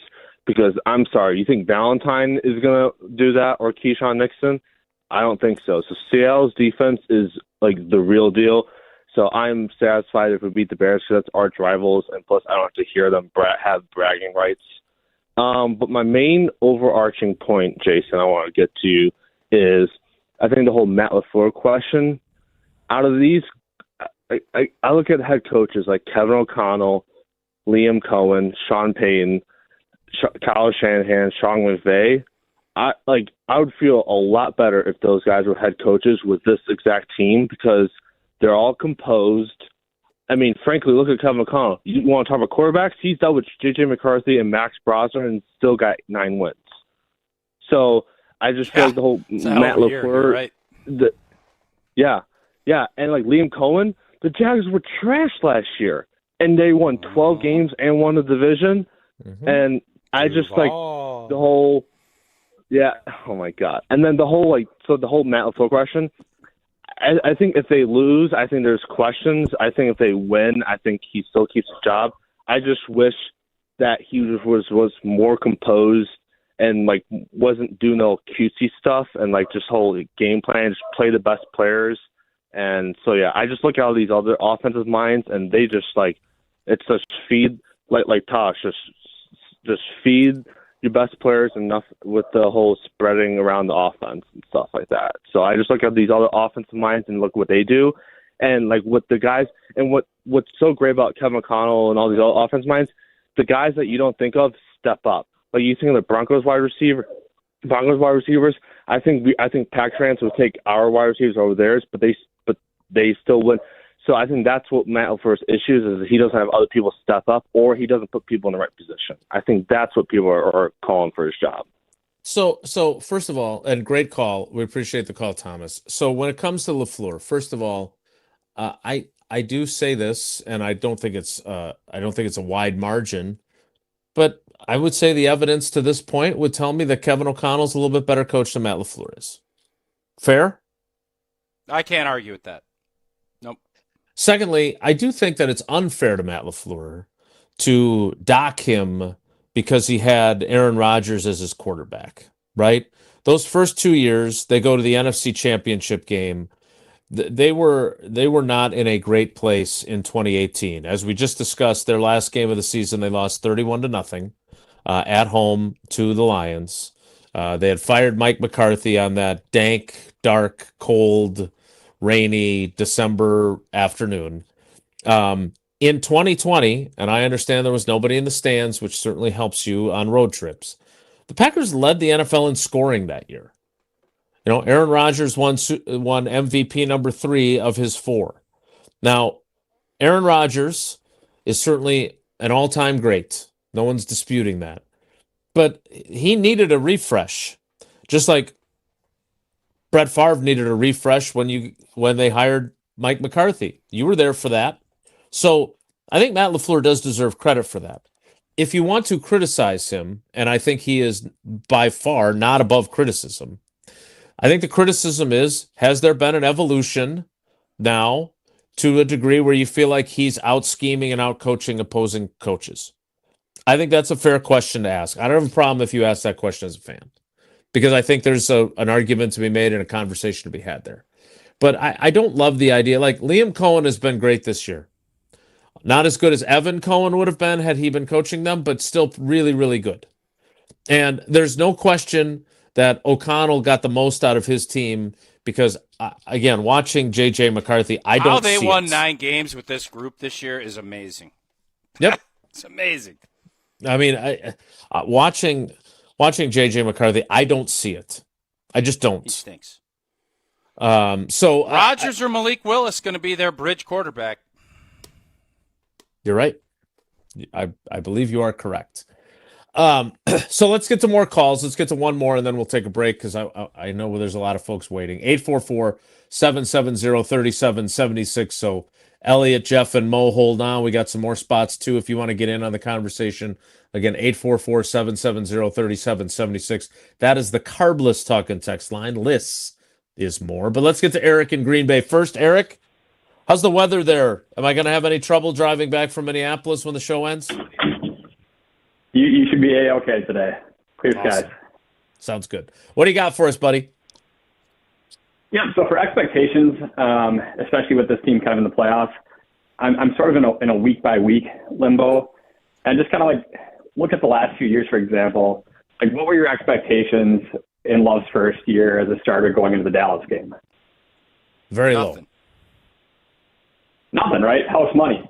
After we absolutely dismantled them, what were the expectations going into San Francisco? It wasn't house money. House anymore, money.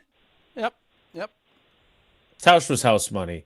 They raised the expectations, though. Like, you could then kind of bargain with the mentality that it was house money afterward.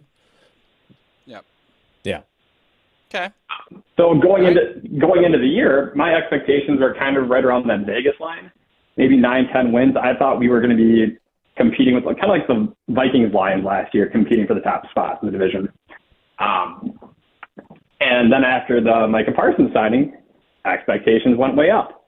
After the Micah Parsons injury, after the Tucker Kraft injury, kind of temper those expectations a bit. So I think if we go in and absolutely destroy the Bears and we kind of pull a Dallas again, now my expectations, like I'm not satisfied with losing to Seattle. If we go in and it's another tight game back and forth, like both games came down to the last drive, and we just squeak back Chicago, that to me kind of solidifies our place as like, this is a team that deserves to be in the divisional round, but maybe not go further. If we win big, I expect to compete and beat Seattle. Yep. Yeah. That's where I'm at. And look, let's be clear here. This is not like the Seattle Seahawks are a good football team. Let's not pretend that 14-3. The number 1 seed in the NFC let's not pretend here that they're not a good team. They are. We all can agree on that. Their defense was number one in scoring defense this season. They allowed 17.2 points per game. They were 6th in total defense. They were 3rd in rushing defense, 10th in pass defense. Like, they've got a good defense. Their offense, Sam Darnold, for as good as he was to get, to be selected as a Pro Bowler and everything else, he threw a heck of a lot of picks. Unfortunately for the Jets, they didn't get to play him, I don't think, because they finished the entire season without an interception, which is still impossible. Really incredible. It's almost impossible. But look, statistically, and again, statistics can say what you want. The Seattle Seahawks were the 3rd highest scoring offense in the NFL.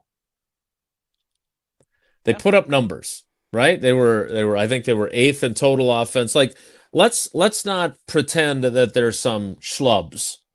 At the same time, I just don't see this as if they beat the Bears, they have no chance in Seattle. I don't see it that way at all. I'm not saying that, but I do think it's fair for people to say, hey, if they go to Seattle, first of all, they have to beat the Bears. I'm not really looking forward to the Monday show if they get beat by the Bears, because there's going to be some really angry people. Yeah. And they would have every right to feel that way. I'm not in any way saying you wouldn't have the right to feel that way.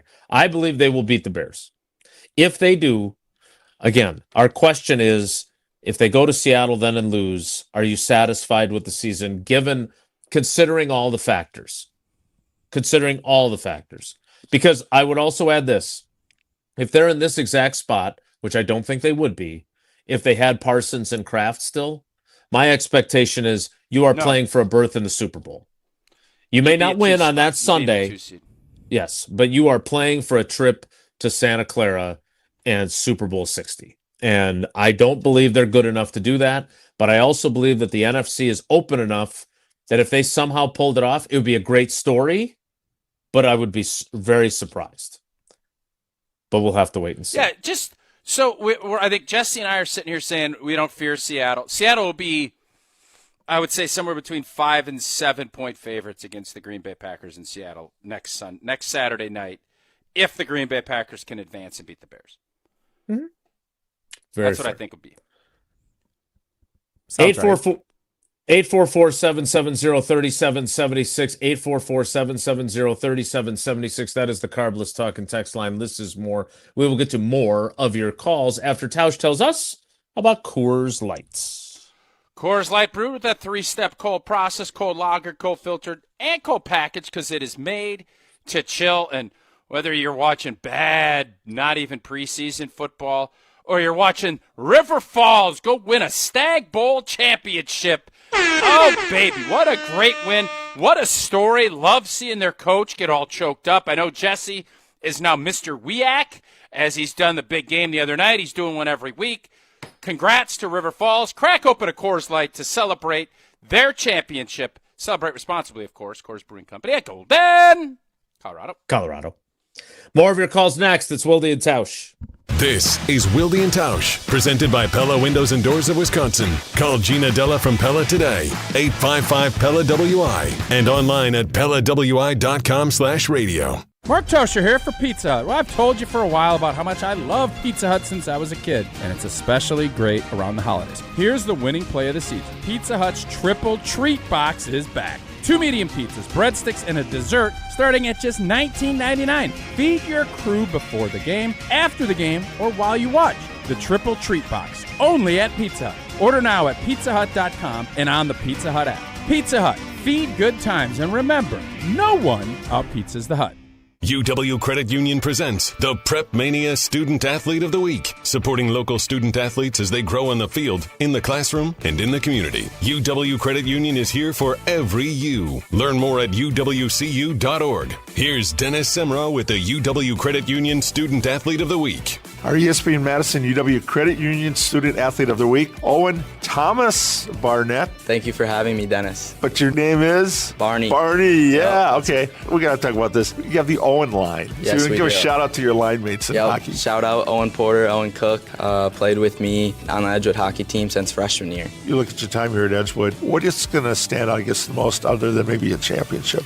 The people I've met, the memories I've made, just like the whole like community aspect at Edgewood is just like no other. I mean, it's really special, and I'm going to cherish everything, all the memories, all the people I've met here through my 4 years as they come to a close. So I'm just grateful to be a part of a community like Edgewood. Ben Brust here to tell you about why your next work van should be from Mercedes-Benz Sprinter at Zimbrick European. First off, we have versatility. The Sprinter vans offer 16 body types and thousands of ways to customize that space. Number 2, we have reliability. Sprinter's most powerful diesel engines last longer and require less maintenance, spend more time on the road and less time in those bays. Number 3, we have safety. Sprinter's safety technologies include curtain airbags all around, load adaptive electronic stability program, and crosswind and attention assist. Number 4, Van Care Mobile. Our maintenance team can come to you with routine service. Who wants to go in? Let them come to you. They work with multiple trucks on one visit. Use the Mercedes Me Connect. And last but not least, get your Zimbrick Sprinter at Zimbrick European at Rimrock Road and the Beltline, or go online at ZimbrickEuropean.com, because your next Mercedes Sprinter van is waiting for you. Talk Badger sports year-round with the Jump Around podcast. I would say this. I thought this team would be better at this point of the season than it is. Tune in for the top Badgers conversations every week, featuring special guests with Wisconsin players, coaches, and more. I don't love where this team is at right now. There's some areas of concern that they need to shore up. The Jump Around, brought to you by Steinhoffels, streaming live every Thursday on the ESPN Madison YouTube channel and available wherever you get your podcasts. I was afraid that college would be like high school. I worried about starting over and feeling alone. But I'm so glad I didn't let that stop me. At Madison College, I'm part of a community, and I've never felt alone. My instructors have been incredible, and I made so many friends and connections. My advice to others, don't let your fears stop you. There's more to your story at Madison College. Visit madisoncollege.edu to get started. Since 1956, Holman Lindsay Paints has been making paint in Wisconsin for Wisconsin. Because of their commitment to making great paint for Wisconsinites, Holman Lindsay has grown over the years to 26 locations in this great state. Headquarters in Sun Prairie with a state-of-the-art facility, Holman Lindsay has the paint you need to make your job better. From do-it-yourself to professional, Holman Lindsay has paint for everyone. Visit one of their local locations today in Madison, Sun Prairie, Middleton, and Janesville. We're on the Packers, because we're on the postseason. The time these guys get on that bus, it's over. It is a new season, and it is all about the next step. Nobody covers the green and gold like 100.5 ESPN.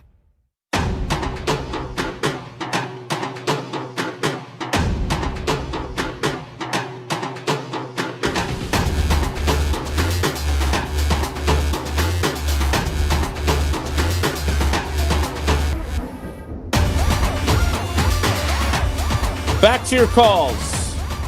844-770-3776. That is the Carbless talk and text line. By the way, another coaching firing. So it was Raheem Morris. Then it was Kevin Stefanski. And now, one and done for Pete Carroll in Vegas. That's a no-brainer. That team's garbage. That's a bad football. Why did they ever hire him? They wanted some professionalism and trying to get that culture reset and get that competitive juice, and it didn't work.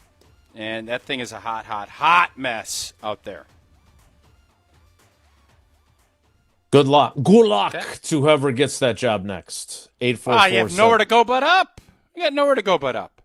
It's been said about them for a while now. Let's go to your calls again. 844-770-3776.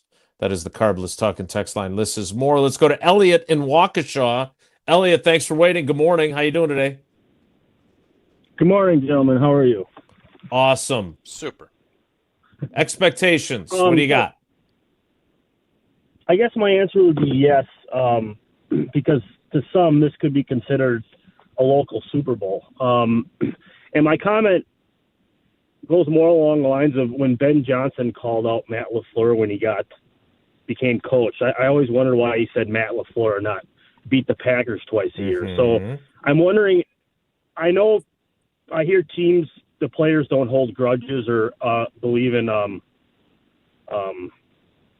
rivalries or whatever, but is there one of these do one for the Gipper kind of thing? Like, you know, that's BS that he called out the coach, so let's win it for him, or you know what I mean? Is there any? So I didn't get the sense. To that. Yeah, good question, Elliot. So going into the first game, when the Packers beat them at Lambeau, I did not get the sense, and I think Domofsky said the same thing. I didn't get the sense that the players were like, their coach was a jerk to our coach. We got to go beat him. I never got that sense. I think the coaches for sure felt that vibe. Who was that imitation? Was that Not Micah? Sure. Like who? I was just trying to voice. It didn't go well. Oh, okay. Which is not the first time that's happened on this show to any of us, if we're being honest. That's true. Very true. Yeah, it was bad. There's no doubt that was poor. You guys there, go beat the Bears for the coach. Win one for the coach. I think I was going for. It was Clayton Toon. No, I think it was. I think I was going for like the old timey like newsman, but then I was doing it as a player. Oh, you gotta get ready for the big game, and you gotta win the game for the. Yeah, I got you. Kind of a thing. Execution was poor. Kind of sounded like the Badgers outsider. I've sounded like worse. By the way, big trip to Reedsburg coming up for the Wildies. But I think now there is genuine animosity. Or the Packers playing the Vikings again? Is that why you're going to Reedsburg? That's the only time you go on the road. Is when I the believe. Packers play the Vikings. I believe I'll be going to Chicago, and they'll be going to Reedsburg for a volleyball tournament, and I'll be missing it, which sucks. But to Elliot's point, I do think now there is some legit waxy buildup here, and there's some animosity between the players. You saw the thing with Luther Burden and with Keyshawn Nixon. I think there's some legitimacy there now. So this is a rivalry for sure. I think players maybe underestimated it because they'd owned the Bears for so long. I think the Packers players are really pissed at not only the Bears but themselves for letting that game slip away. And now Ben Johnson again is out there. We'll play this a little bit later in the show. Now Ben Johnson's out there again taking shots, saying, you know, we play football. We don't rest our guys. We'll hear that a little bit later coming up. Team that's, right, which my comeback to him would be, you played your guys and you lost. Yeah, which is worse. Here's what I'd say. Playoff football doesn't need any, extrinsic motivation. Everybody is all in and focused because they see the light, and everybody knows what's at stake. It is legacy making. There's just a lot there. Everybody wants to be a part of a championship football team, and you're smelling it. And every time you win, it gets even. That smell just continues to get closer and closer, and you feel it. But there are little things that can add. And I do think the fact that they've played this team now, it'll be 3 times in 7 weeks. That's something. And the fact that the Bears have taken over the North. They won the division. We can sit here and say all we want. Well, we should have done this. We dominated them for 55, 56 minutes. None of that matters. And very rarely in life do you get to immediately right a wrong. Usually it takes time, especially in the football world. A lot of times you got to wait and wait. In this case, the Packers felt like they really blanked up. Everybody in that locker room was, and Jason, you were down there. I would bet everybody in that locker room felt sick to their stomach with we could have done this, and this never should have come to Romeo, not holding the onside kick. Everybody had roles within that. And here you can rectify all that. That will be a fart in the wind in the Packer-Bear saga this year if Green Bay goes down there and beats them. Yeah, they could say, oh, we won the division. Oh, that's cute. Nobody cares at this point. The Bears will parade they'll put their big banner up, whatever field they end up building. But this game Saturday is going to be the decider, and that will be the main motivation. But no doubt there will be a little extra with all this added juice, and you could tell this is great for sports, by the way. This is great for the rivalry. This, when you wanted Caleb Williams to be the guy, this is what you were hoping for, because storytelling is better when there's a ton of passion, whether that's love, hate, whatever it is, and when that competitive juices are This has been the longest-running rivalry. It wasn't long ago. I think it was last year or 2 years ago, Steve the Homer True said that the Bears-Packers rivalry was a nothing burger. He can't say that anymore. No, he cannot. All right, I want to get to more of your calls. I do want to play that clip from Ben Johnson from yesterday as well.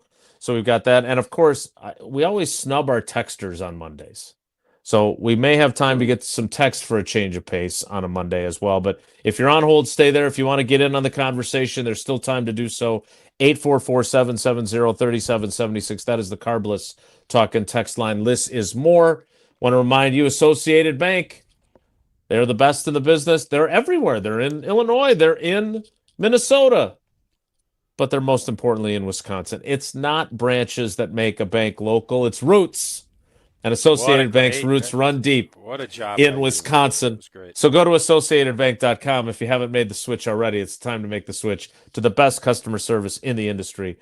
They've got the awards to prove it. They've got early pay from your employer. They've got credit monitoring to make sure you're ready for that big purchase. And they've got fraud protection. If anybody tries to take your many, many dollars in your bank account, they've got you covered. So go to AssociatedBank.com to find out more. More Wilde and Tausch straight ahead. Stick around. This is Wilde and Tausch, driven by Zimbrick Chevrolet in Sun Prairie on 100.5 ESPN. See their full inventory at ZimbrickChevrolet.com.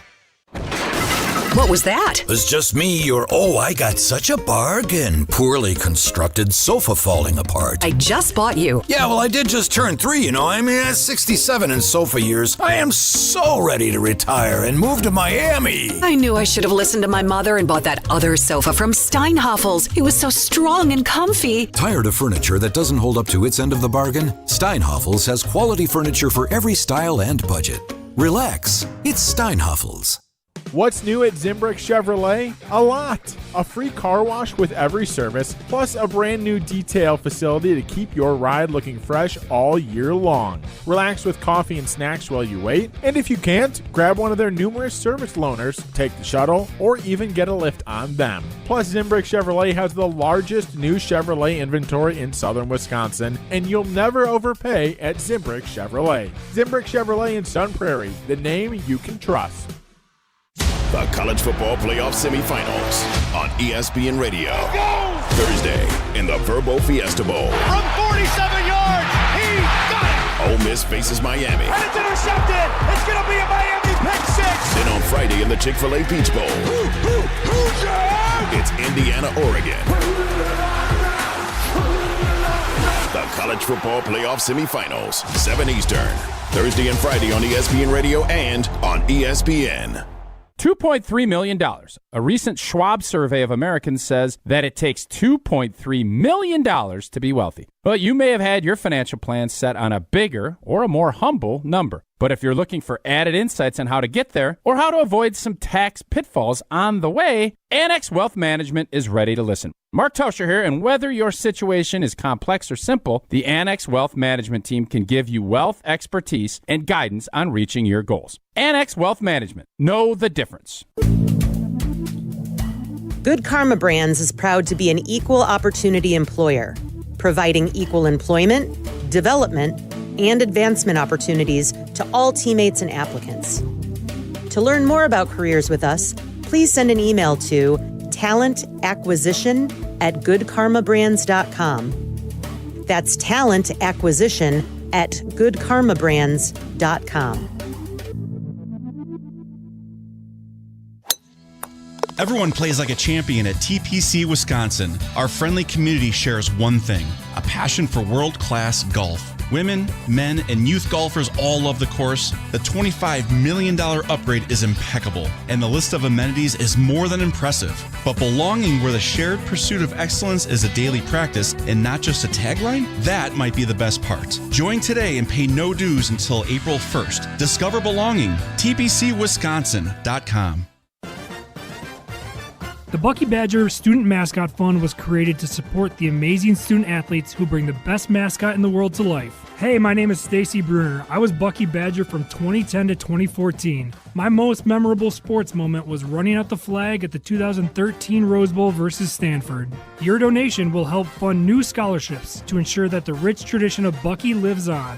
Learn more at supportbucky.org. That's supportbucky.org. This is Eric Brown, owner of Siding Unlimited, letting you know that Siding Unlimited installs Pella windows and doors. Right now, you can get Pella windows at a discount with Siding Unlimited. Yes, end-of-the-year pricing is a discount right before the 2026 price increases, saving you big money on your project right now. Buy now, install in spring, and lock in. Looking for new windows and doors? Visit us at sidingunlimited.com or stop by our beautiful showroom in Madison.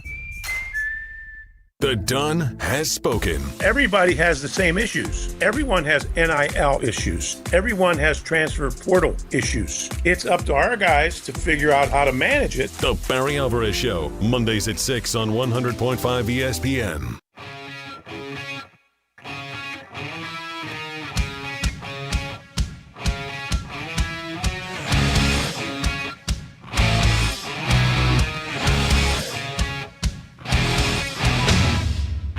Eight 844-770-3776. That is the Carbless Talk and Text line. Lists is more. A little bit of breaking news, Packers related, from Tom Pelissero of NFL Network. John Eric Sullivan, one of the right-hand men for Goody, will interview for the vacant Miami Dolphins GM job coming up. They have begun their process of finding a replacement after they fired their GM, but maybe are still keeping Mike McDaniel. It appears that they are going to. So, but hey, if you change your GM, that means there's a chance you may change your coach too after you've changed GM. So we'll have to wait and see what happens there. But right now, that is the news from Tom Pelissero. John Eric Sullivan, a key part of the Packers front office, will be part of that. Let's get back to your calls. 844-770-3776. That's the Carbless Talk and Text line. List is more. Let's go to Jeff in Milwaukee. Jeff, thanks for waiting so long. Good morning. Welcome to Wilde and Tausch. How you doing? Doing great, guys. Thank you. Just want to start off with a question. Tausch, did Strophy give you the message from yesterday? Ooh, a message. He did not. What was the message? The message was, I sent you a Christmas gift to the ESPN place on Washington Avenue. I have no idea how often you get over there. Oh, not often enough. If you get over there, there's a package there for you. It's just a little Christmas gift. Thank you for the years of work. Yeah, you bet. You got it. Appreciate you. Did we get one too, Jeff, Jason, and I? Well, the thing about you is you constantly cut me off when I talk, so I can't give one to you. And maybe I'll get one for Jason. Yeah. No, okay, Jesse, I'm just Josh with you. And I'll get one for Jason next year. How's that? That sounds fair. All right, thanks for the call, Jeff. We appreciate it. Have a good day. That's good. Jeff, what do you got today? Okay, so, in terms of LaFleur as a coach, I've been less concerned the second half of the year about his inability to out-scheme people. I think he's actually been more aggressive and showed more trust in his quarterback, which I think has really been a big plus for him. So I know, Jason, you talked about that. My biggest concern for him as a leader, and Tausch, I'd like to ask you as a player who's played, and then Jason as somebody who's covered the team for so long, his teams, this is what I've seen, and this is my biggest concern in the playoffs because the games are close. they seem to fold at the moment of truth. They, throughout the season, you look at Denver, you look at Chicago, they had those games, they had a lead, and they can't put people away. And I don't know if that's a team that's lacking confidence. I don't know what it is, but in the moment of truth, they seem to fold. And I don't know how you get over that, but I feel like my question is Matt LaFleur as a leader doing what it takes to instill confidence into his team? I know he's really good about work ethic, and I know he's really good about character, but this is the biggest recurring pattern, and I don't know if you guys notice, is the biggest recurring pattern of this team is in close games they fold, or they're in games that they're in control of, they can't seem to put people away, and it leads to the same thing. It leads to them losing games they should win. So that's my first question. Is that something, that's my concern about him as a coach, or that's my concern about this team? What are your thoughts on that? Okay, so a couple of things there. Not putting teams away, I think, is very, very fair. They had opportunities to do that numerous times this season. You can look at Cleveland. You can look at a lot of games that they lost and that they won. As far as the Micah Parsons effect to this, one of the things, the big reasons I was so gung-ho to get him is that he does close out games, and he did do that, if you remember, Arizona. Think about Arizona. That game was easily losable. And a game that we should not have been, but he did close up shop. He did some great things against Detroit. The first time around, that was, there was some, that part of the game I thought was coming around, the closing up on defense. My biggest criticism of Matt LaFleur throughout all of his years has been that he gets too emotional with challenges.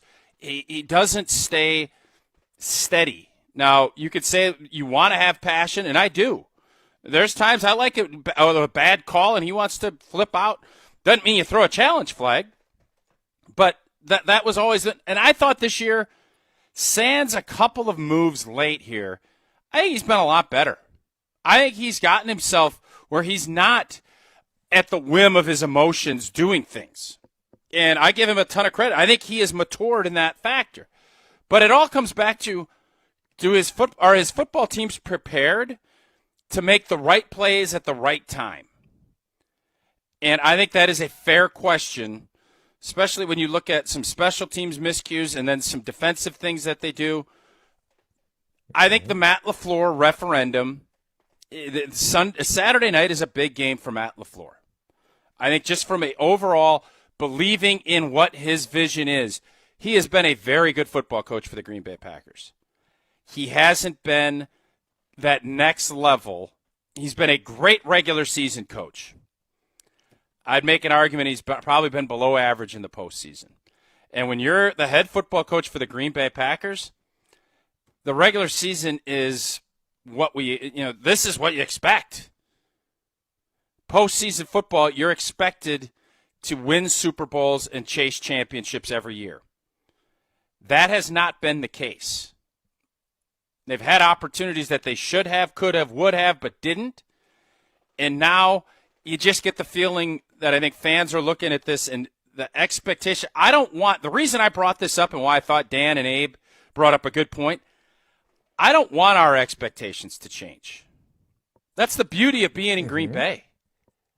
And when your expectations start changing, now granted, this is a goofier year because of the catastrophic injuries, catastrophic injuries to studs, irreplaceables. That's the only reason that I'm a little bit on the fence about the changing of the expectations. But I just don't want us to ever get to a point where we're content being a 7th seed and getting beat in the first or second round. I don't think that is not. I know that's not where Goody, and I know that's not where Matt LaFleur want everybody's expectations to be. Jeff, thanks for the call. We appreciate it. 844-770-3776. Let's get one more call in. Let's go to Mo in Illinois. Mo, good morning. Uh-oh. Why are you Where uh-oh? Mo's at. Morning. No, I mean, he's in Illinois. You hear me? I know he's a Packer fan, but he likes to spike things up down there in Chicago, too. Mo, good morning. How you doing? I'm doing well. This is the matchup I was looking for. I was fired up yesterday that the Commanders saved us because I wanted nothing to do with Philly. This game is personal. It's been personal all year, but this one's even more personal. If we remember in Chicago, Romeo Dobbs gifted them that game by having some Butterfingers. And now it's time to get our get back. They disrespected us. Ben Johnson, I thought it was impossible to dislike him anymore. But yesterday he made a comment yet again saying that something in the lines of we play our starters. We don't rest starters around here. Pretty much taking a shot at LaFleur and the Packers. So this guy has us, rent-free in his head.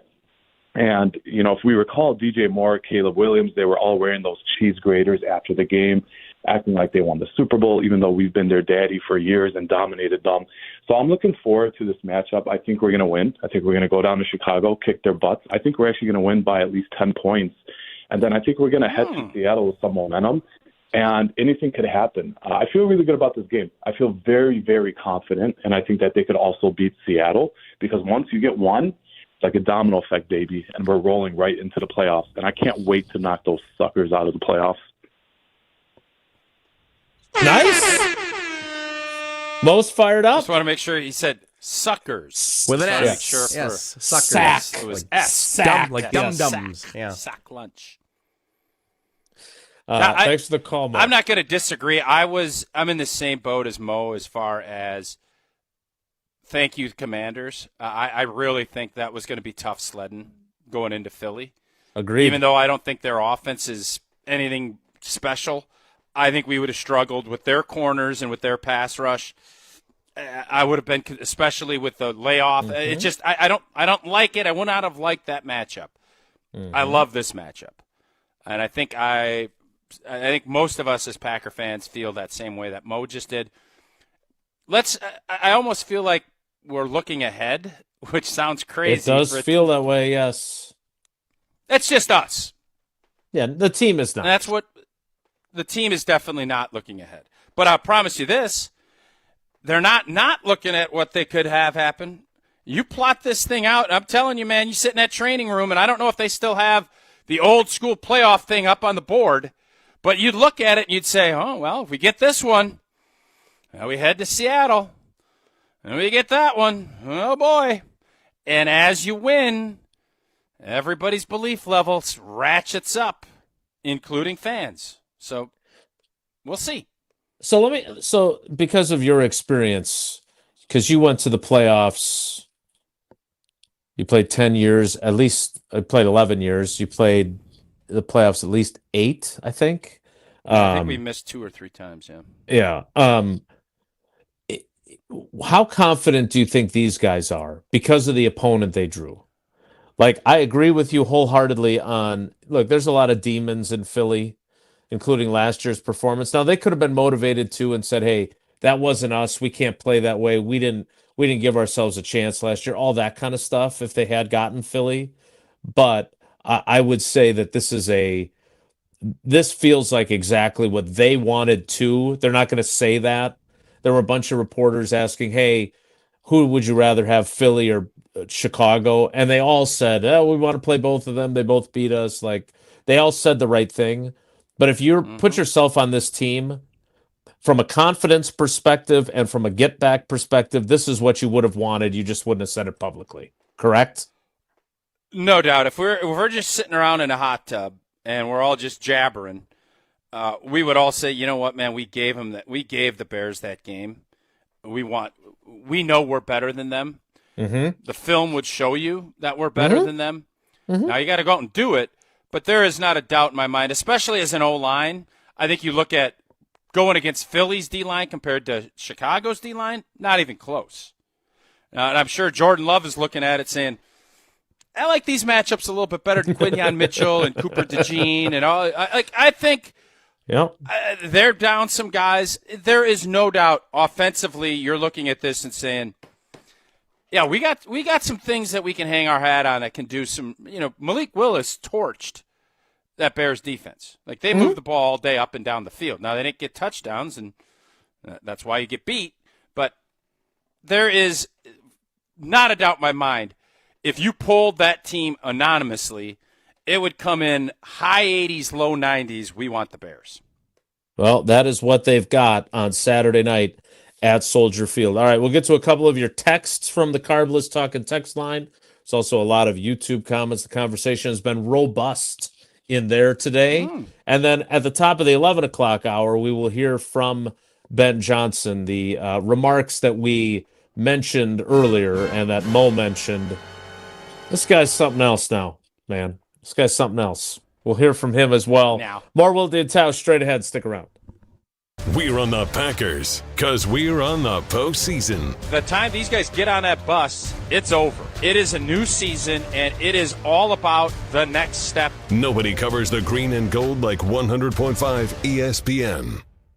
Happy New Year and happy new engagement. Hi, it's Jeffrey from Celebrations Entertainment. You have heard me talk about corporate, fundraising, and even casino events, but we are also amazing wedding DJs. Never cheesy and always the perfect fit for the perfect couple. Please let us help you narrate your wedding day love story while playing an amazing soundtrack that will rock your dance floor. Create lifelong memories of your one special day. Do it right and do it with celebrationsentertainment.com. That's celebrationsentertainment.com. ESPN Madison and Zimbrick Honda are celebrating the area's best local sports stories with the Game Changers of the Month. Follow ESPN Madison on social media to see the teams recognized for making a positive impact in the community. It's the Game Changers of the Month, presented by Zimbrick Honda. There's no safer place to feel dumb than Mr. Irrelevant with Alex Strofe. But I was impressed by several of them. You're impressed by everything. I love life. It's amazing what people do. There is nothing that you see that you wouldn't go, oh, that's pretty cool. That's not a bad way to live, though. Mr. Irrelevant with Alex Strofe. Live on the ESPN Madison YouTube channel every Monday, Wednesday, and Friday. Also available on the ESPN Wisconsin app and wherever you get your podcasts. Condon Jewelers, the jeweler on the east side, the jeweler on your side. When you see Diamond Jim, you can count on him to be on your side. Selection beyond compare with on-site repair, so you can wear your jewelry with pride. Condon Jewelers, the jeweler on the east side, the jeweler on your side. Hey, it's Bobby Stricker. And I'm Izzy Stricker. Golf is a pretty big deal for us, and we want to see it grow. That's why we've teamed up with Good Lion Golf right here in Madison. It's golf apparel made for the course, but perfect for everyday life. From hoodies and jackets to beanies and caps, it's a break from the same old clothes found in the pro shop. Good Lion is designed right here in Madison and is built on community, creativity, and connection. Check out goodliongolf.com and join the humble pride today. Use code ESPN20 for 20% off your order. That's goodliongolf.com. Coors Light presents To Chill or Not to Chill. When your friend skips your favorite song on the playlist. End the friendship. Or choose chill because that song lives rent-free in your head anyway. And you planned ahead by bringing Coors Light to the party. And the sound of that ice-cold can cracking open was music to your ears already. Coors Light. Choose chill. Celebrate responsibly. 2024 Coors Brewing Company, Golden, Colorado.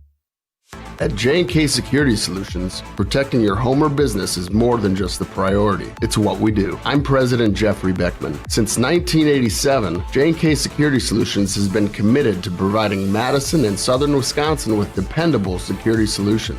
Whether it's security, fire, or the latest automation solutions, go to jksecurity.com to see how J&K can help keep your home or business secure.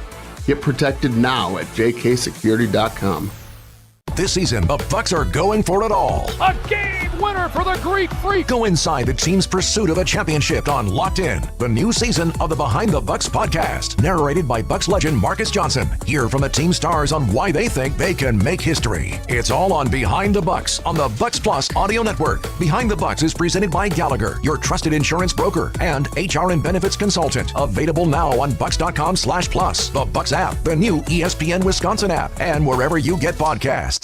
Hi, I'm Dr. Joseph Henningsen with Stoughton Health Ortho Team Clinic. I specialize in joint pain and joint pain surgery, specifically hip and knee replacement, including second-time surgery for hip and knee replacement. Learn more at orthoteam.com. Hey, it's Evan Cohen. Coming up Tuesday, we ask Adam Schefter, what else should we expect when it comes to the coaching carousel when he joins us at 8 a.m. Eastern. It's on Sportsmanlike. Weekday mornings at 6 a.m. Eastern, right here on ESPN Radio, ESPN2, and ESPNU.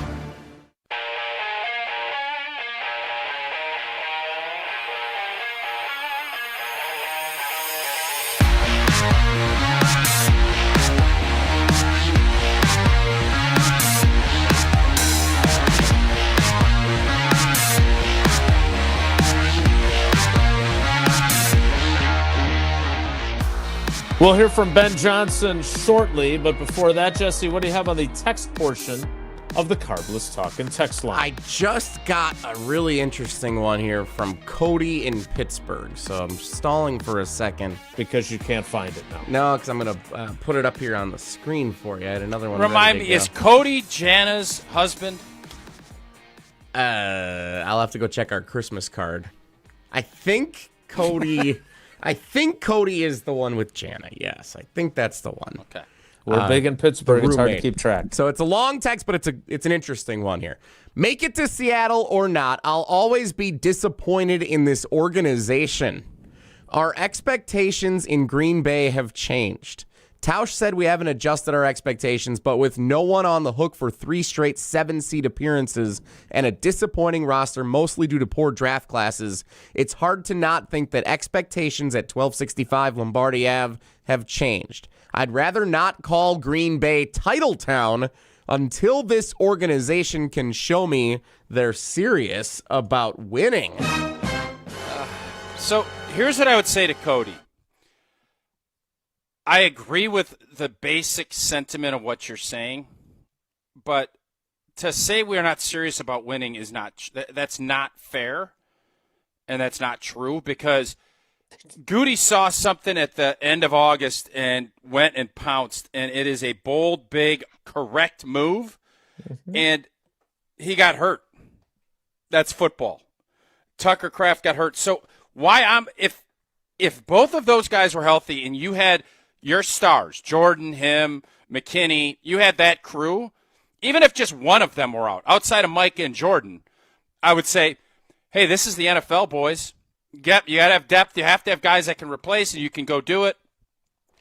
But just, again, going back to why I thought Danny and Abe's points were so interesting is they have been the hardest on Matt LaFleur and the Packers organization. Not doing enough. Oh, we're not chasing champion. We're not doing this. Rodgers should be winning championships. And when they said that, they have been the staunchest. Why aren't we pushing all in? Why aren't we doing this? Mm-hmm. And they've now come to the terms of, well, let's just beat the Bears and have a good season and then reboot for next year. I'm torn on the fact if Micah Parsons was healthy, 100% agree with Cody. But he's not. And that is a monster blow to your team. And it's easy to say, well, next man up. It's also not fair. And that's why I am as torn. I don't want us to lower expectations. And in an NFC that I think is still very open, as long as we don't have to play the Los Angeles Rams or the Philadelphia Eagles, I don't see a reason why we can't get it done. And in the same breath, I'm going to say I don't see a reason why the Bears can't beat us, and I don't see a reason why the Seahawks can't beat us. And if we had Micah, and obviously if we had Tucker, I would say, no, this needs to happen. This is that urgency we're talking about. But it's not fair from my perch to sit here and tell you, you need to win. I don't care who's out. Well, that's not the reality of sports.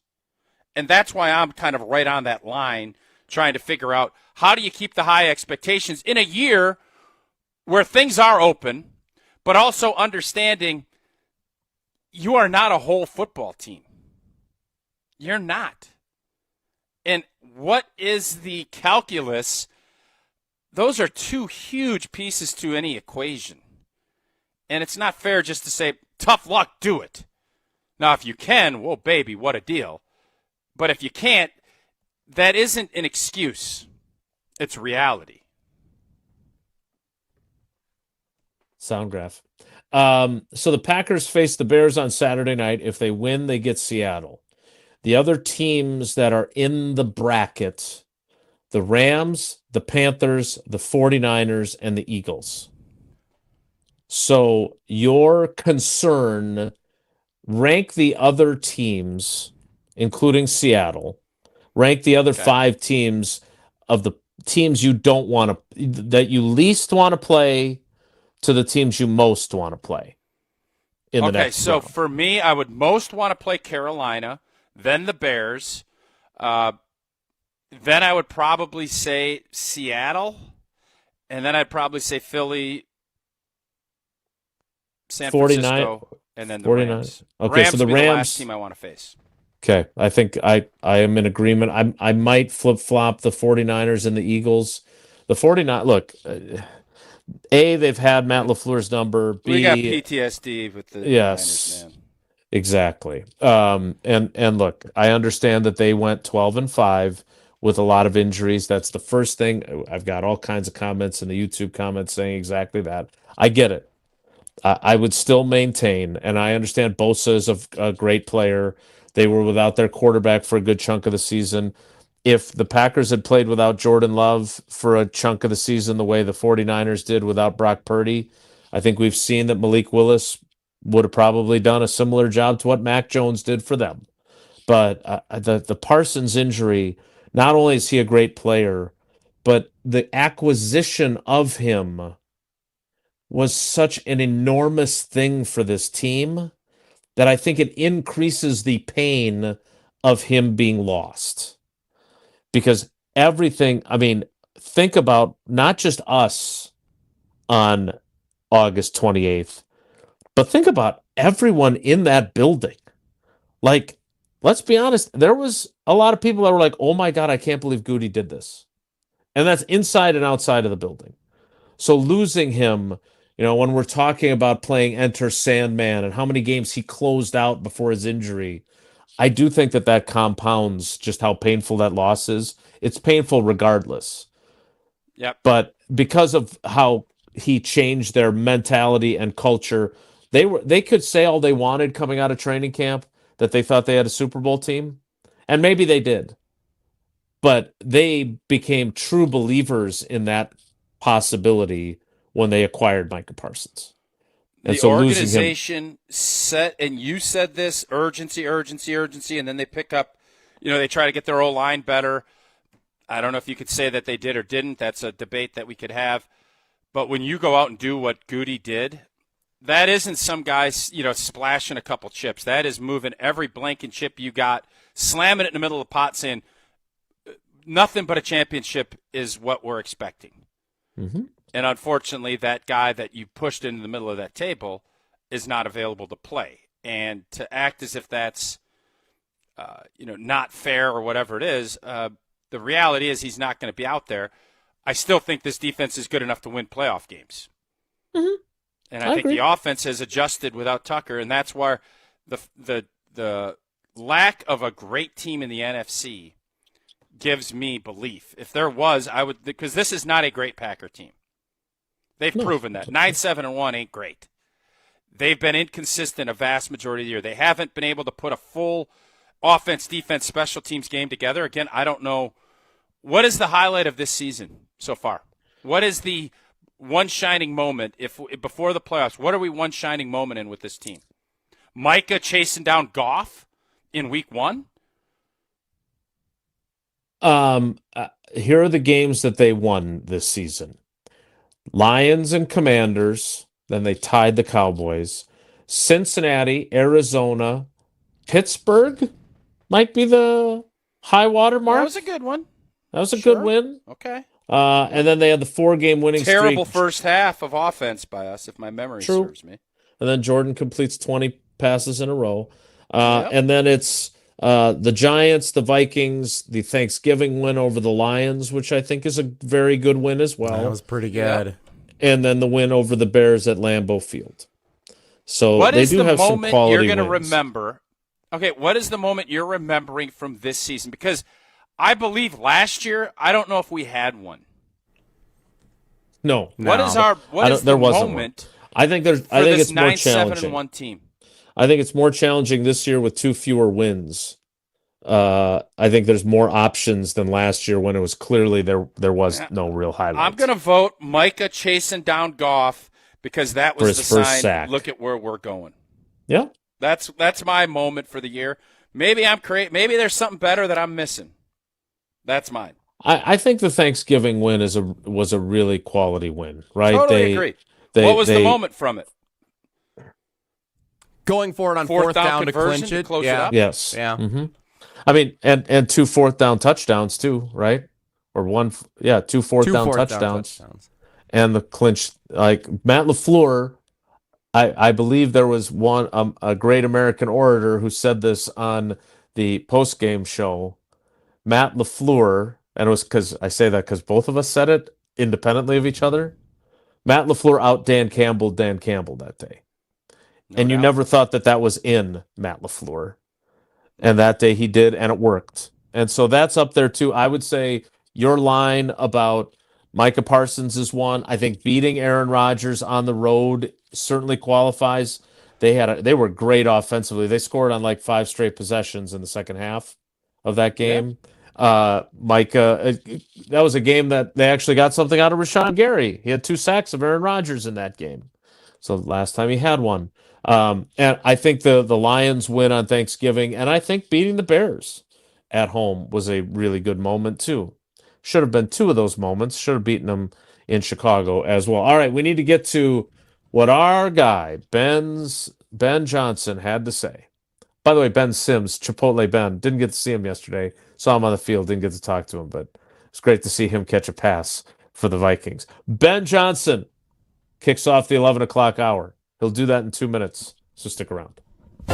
Don't go anywhere. Another hour of Wilde and Tausch, presented by Pella Windows and Doors of Wisconsin, is coming up next on ESPN Wisconsin and the ESPN Wisconsin app. Mark Tosher here for Pizza Hut. Well, I've told you for a while about how much I love Pizza Hut since I was a kid, and it's especially great around the holidays. Here's the winning play of the season. Pizza Hut's Triple Treat Box is back. 2 medium pizzas, breadsticks, and a dessert starting at just $19.99. Feed your crew before the game, after the game, or while you watch. The Triple Treat Box, only at Pizza Hut. Order now at pizzahut.com and on the Pizza Hut app. Pizza Hut, feed good times, and remember, no one out-pizzas the Hut. This is Monte Ball. Monte steps to the right, dashes, reaches, touchdown. You listen to 100.5 ESPN WTLX Monona, Madison. Broadcasting live from the Everlight Solar Studio, this is your Metro Kia of Madison Sports Center. Good morning, Madison and streamers everywhere. I'm Jesse Nelson, Sports Center, brought to you by the ESPN Wisconsin app. Home for live streaming, podcasts, and exclusive content. Your state, your teams, your ESPN. Download the ESPN Wisconsin app today on the Apple or Android app stores. The Green Bay Packers fall 16-3 to the Minnesota Vikings in the regular season finale. Nobody cares about that game. Everybody cares about the next one. The playoff opener wild card weekend. The Green Bay Packers as the 7th seed in the NFC playoff picture, visiting the number 2 seed and NFC North division rival Chicago Bears. Just the 3rd time in the illustrious history between the two teams that they are meeting in the postseason. One was in the 1940s. The other, of course, the 2010 NFC Championship game when the Packers won at Soldier Field en route to winning the Super Bowl. Plenty to get you set for the game all week long right here on 100.5 ESPN and the ESPN Madison YouTube channel that continues throughout the course of the day today.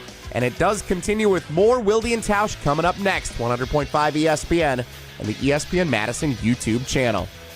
Metro Kia of Madison, Madison's trusted Kia dealer. Stop into Metro Kia on the east side of Madison or metrokiaofmadison.com.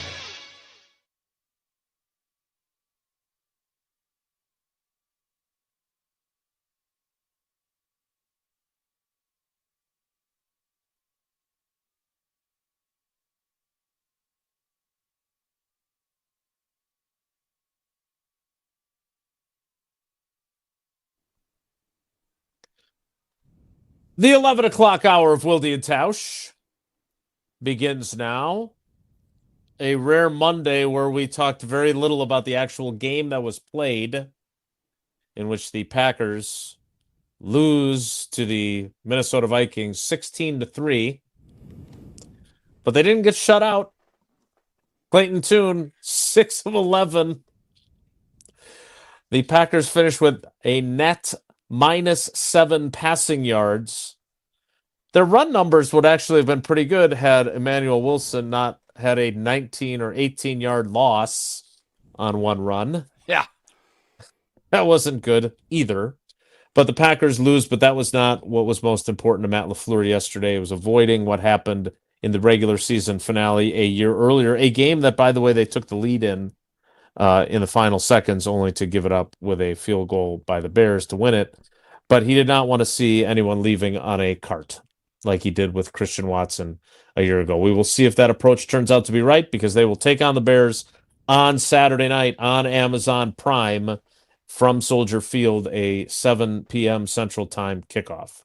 Now, Ben Johnson played his guys yesterday because he had something to play for. He ended up getting it anyway, the number 2 seed in the NFC. But his guys lost to a team that was eliminated from playoff contention.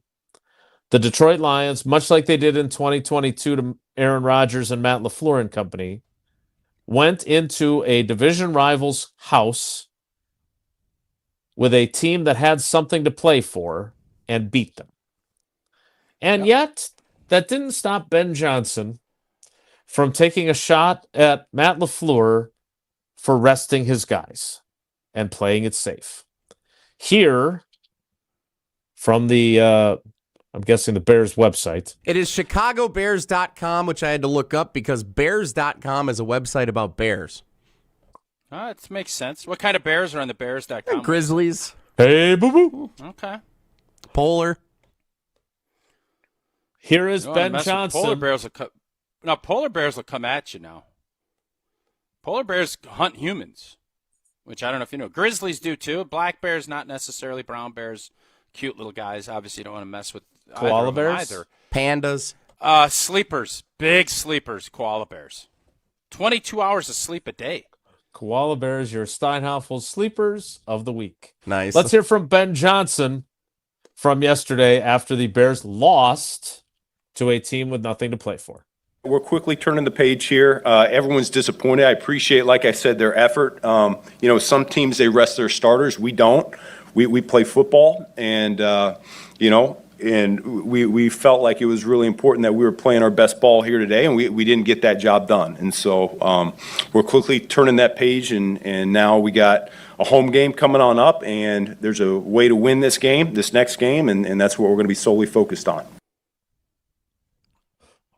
We believe in playing our starters and playing our best ball. And oh, by the way, we didn't get that done. Yeah, he's being honest. I always appreciate honesty. What do you make of that? What is his bugaboo about the Packers head coach? Well, I think he understands the magnitude of when you take that job, and with the success the Packers have had over the years, this is going to be a big part of your legacy, is whether you could beat the big bad Green Bay Packers. So I think there's maybe a subtle dig there. I don't necessarily know if it's all aimed just at the Packers. Obviously, you could take it that way. But I think he's looking at it like he's got the Dan Campbell in him where we're going to compete every time we go out and play. And by the way, Dan Campbell maybe needs to reevaluate that because he can't keep his team healthy. You're right. His secondary is beat up every year. He didn't have a D-line. He didn't have linebackers last year. His O-line is all retiring because they're beat to shreds. So at some point, maybe you have to – everybody wants tough, physical, drag them out to the deep sea and drown them. That's all cute, great stuff. But if you don't have guys to go do it, you're going to end up drowning yourself. And that's what happened to Detroit the last 2 seasons. So all that word stuff and all that's cute. 17 and going to be 18 games, it is a war of attrition, man. And there's times you can put the guns and you can put the knives and you can put everything down and say, you know what, let's go grab a meal and let's get rejuiced up and go back out for a bigger battle that's ahead. That's what some teams have done. I think the Green Bay Packers yesterday put down all their weapons and said, all right, it's a battle. We'd love to win. We want that border. We don't like giving up that border. But we see a bigger border battle ahead that can lead us to even more. Annex into UP, whatever you want to talk about doing. That's where the Green Bay Packers led yesterday. And so old Benny Johnson can say everything he wants. All of it is just wordplay. And by the way, everything he did, his team wasn't bought in to his methodology yesterday through 3 quarters. Because I watched that game, it looked flat. Their offense looked inept. And by the way, they weren't playing the Seahawks. They weren't playing juggernauts. They're playing a defense that doesn't have anybody in the secondary left. And they couldn't move the football. So, hey, you do you. I give him a ton of credit. His culture that he's built in Chicago has been, I think it's good. Obviously, they have had a lot of success. And, hey, their wide receiving corps is beat up. I don't know how many guys they got out and injured. Green Bay's got guys too. And it'll be interesting to see because this will be the most highly charged of all the matchups that they have and who's going to be better and who can actually go and execute what their coach wants. He seems very confident that he feels he can do that, and I'm sure Matt LaFleur feels the same way. Jesse, you would agree he's clearly talking about the Packers there. Sounded like it to me. Yeah, come on. Well, you got Packer ears on, too. I agree, but I think it's because we're looking at it from that perspective. I think he could also say Philadelphia didn't, right? He could, but he's not. Okay, you're probably right. Smug? But he's entitled to Chargers. Could be talking about the Chargers. No, he was smug. He's he was smug too. For a guy who lost yesterday, he was pretty smug, I thought. Quite smug, in fact. But again, that seems to be his brand. God bless him. We'll see what happens. He can be Smuggy What's McGee. LaFleur's brand? What's LaFleur's brand? Eyebrows. I'd rather be smug, if I'm being honest. I'll tell you what. There are a lot of Packers fans that his appearance clearly triggers them to dislike him even more than anything about his track record or success or failures. There is something about that really bothers a segment of the fan base, which is fine. You can feel however you want to feel about him. Do people like the look of a Mike McCarthy more than a Matt LaFleur? Heavier set fella? Yeah, I think so. Is it because he's more relatable, or yes. What is the? I think so. Is that right? So. I think so. I mean, there's that picture of a group of beat writers, myself not included, where LaFleur's, drinking a glass of wine when everybody's drinking beer and whatever else. And I don't think it's fair. I don't agree with it. He's a handsome guy. God bless him. I'm happy for him. I'm not as handsome as he is. Very few of us are. But I don't think that should be in the equation of whether you think he's a good football coach or not. Speaking of handsome guys. Hot. That's a classic. If you are only listening to the audio version By the way, of the program. You guys, for everybody that's thinking, when is Tausch going to declare, as you put up that picture of Matt LaFleur, who I saw at the Kohl Center Saturday night, I don't think I'm going to be making any declarations this year. Aw, what? It could change. Yes. It could change. It's usually about January 31st to give it to us. Final four berth confirmed now because Tausch won't proclaim it. God, I hope increases so. their chances considerably. I hope that's what happens. Yeah, there's some inconsistency there with your Wisconsin men's basketball team. That is faux show. All right, Jesse, I'm a little bit thrown by this. We're going to play trivia on a Monday? Yes, we won't have to play catch-up? No. Playing on a Monday. Wilde and Tausch trivia. What category is it for Cousin Subs and Iron Jock Wilde and Tausch trivia? And what caller would you like? Because Tausch does not get to pick the caller for trivia. I'm glad we're playing because it was a busy sports weekend for us to recap. So it is the sports weekend recap for the first time in 2026. There are 14 teams who made the NFL playoffs. Caller 14. How about that? I like it. 844-770-3776. 844-770-3776. Caller 14 plays trivia with us. Presented by Iron Jock and Cousin Subs. Next, it's Wilde and Tausch. This is Wilde and Tausch, presented by Pella Windows and Doors of Wisconsin. Call Gina Della from Pella today, 855-PELLA-WI, and online at PellaWI.com/radio. Start the new year saving money and helping save the planet by making an energy switch to Everlight Solar. Mark Tauscher here, and whether you want some extra spending cash to buy the new jersey of a star player in town, tickets to a big game coming up, or anything else you may be thinking, you can find some extra cash in your pocket when you start saving money with the switch to Everlight Solar. Our family was looking to make the switch to solar for quite some time, but we weren't quite sure where to even start. That's when we met the team over at Everlight Solar. From the very first conversation, they educated us on the benefits of solar while also helping keep the process simple. Join us in saving a ton of money and creating a greener environment for our family and the community by switching to solar. Learn more. Schedule a free consultation at everlightsolar.com. That's everlightsolar.com. Evan, Canty, and Michelle are unsportsmanlike. Now, I had the privilege of playing for the Dallas Cowboys. I came into the league drafted by Bill Parcells and Jerry Jones, played 4 years down there, made the playoffs a couple of years, came to New York, won a Super Bowl. God bless the 2011 season. The celebration we had 2012, that offseason, was amazing. But that feeling that offseason, I had that feeling every single day as a Dallas Cowboy. And we didn't win a damn thing. Unsportsmanlike. Weekday mornings from 5 to 9 on 100.5 ESPN. For official rules and more information about every contest on 100.5 ESPN, visit ESPNWisconsinContest.com. That's ESPNWisconsinContests.com. You're listening to 100.5 ESPN and the ESPN app.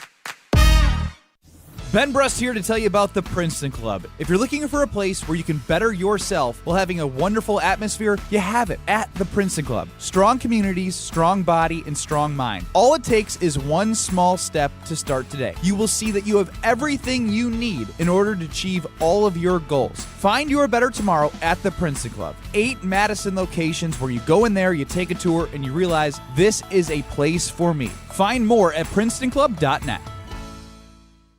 Since 1956, Holman Lindsay Paints has been making paint in Wisconsin for Wisconsin. Because of their commitment to making great paint for Wisconsinites, Holman Lindsay has grown over the years to 26 locations in this great state. Headquarters in Sun Prairie with a state-of-the-art facility, Holman Lindsay has the paint you need to make your job better. From do-it-yourself to professional, Holman Lindsay has paint for everyone. Visit one of their local locations today in Madison, Sun Prairie, Middleton, and Janesville. It's December, which means it's truck weather, and nobody helps you gear up like Metro Ford of Madison. Right now, get a 2025 Ford F-150 with 0% APR for 60 or 66 months, with $0 down and no payments for 90 days. The 2025 F-150 2.7L SDX is here with 0% APR, plus $1,250 retail bonus cash, $1,000 open bonus cash, and $1,000 MBC. But hurry, offers end January 5th. It's truck weather, so make it count today at MetroFordofMadison.com. In the next 30 seconds, I'm going to tell you how to save money and save the planet. It's simple. Ditch your energy bill and make the switch over to Everlight Solar. While electricity prices keep rising, Everlight Solar will give you the chance to take ownership of your power while also reducing your carbon footprint. As a local company based out of Madison, they'll be there with you every step of the way as you make the switch to solar. To learn more about how you can save money and save the planet, go to everlightsolar.com. Looking to take your baseball game to the next level? GRB Academy provides year-round training programs designed around your schedule and your goals. For over 15 years, GRB has been Wisconsin's leader in player development and advancement with a state-of-the-art 52,000 square foot facility of elite baseball training space and coaches who know how to get results. From youth to high school, baseball players trust GRB to help them reach their next level. Training program spots are filling quickly, so don't wait. Register now at grbacademy.com. Wilde and Tausch on 100.5 ESPN is brought to you by Everlight Solar. Save money, save the planet. Everlight Solar.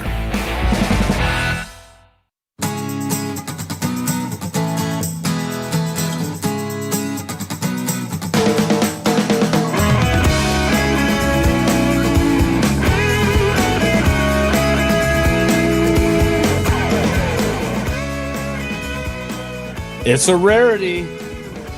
It's a Monday. And we're playing trivia. Time now for Wilde and Tausch trivia presented by Iron Jock and Cousin Subs.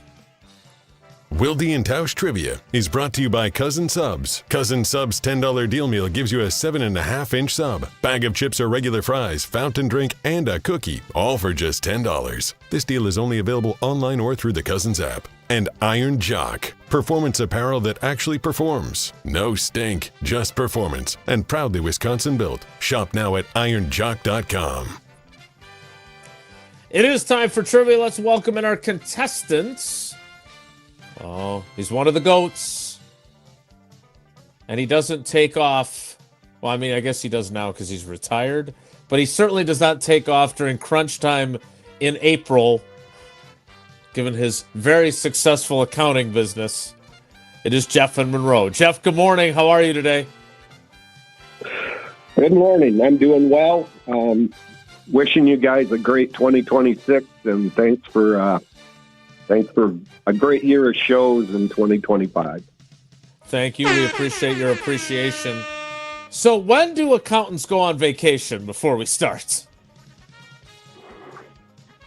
After April 15th. So literally April 16th? Thank you, Jeff. You go?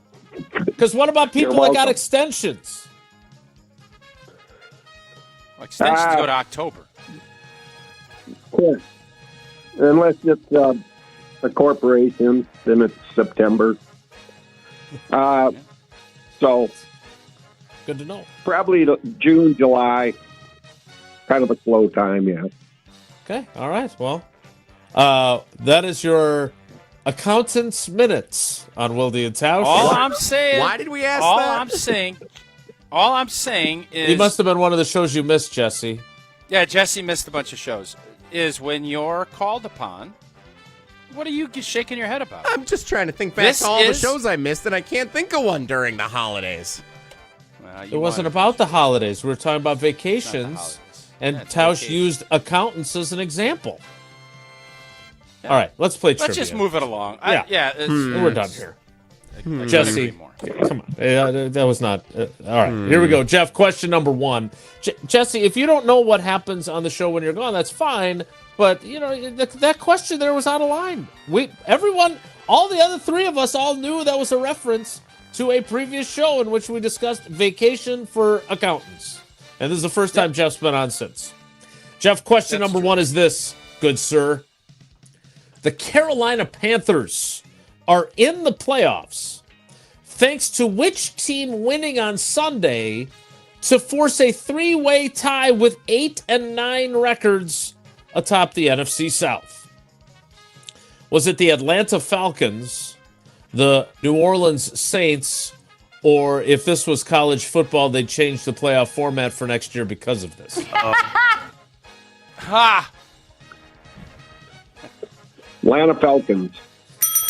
Indeed, that was weird, right? I mean, that was the Panthers win and they're in, they lose, and then they get in anyway, even though they lost to one of the teams that were part of that equation. Obviously, three-way ties make things interesting, to say the least. All right, question number two, Jeff, is this.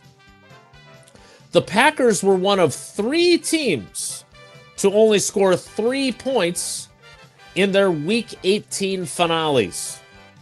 Which of these teams is not one of the other two teams that scored 3 points this week? Did you get all that? I follow. Okay, pretty convoluted question, if you ask me. Was one of the teams that didn't score 3 points in their Week 18 finale the New York Jets, the Los Angeles Chargers, or the San Francisco 49ers?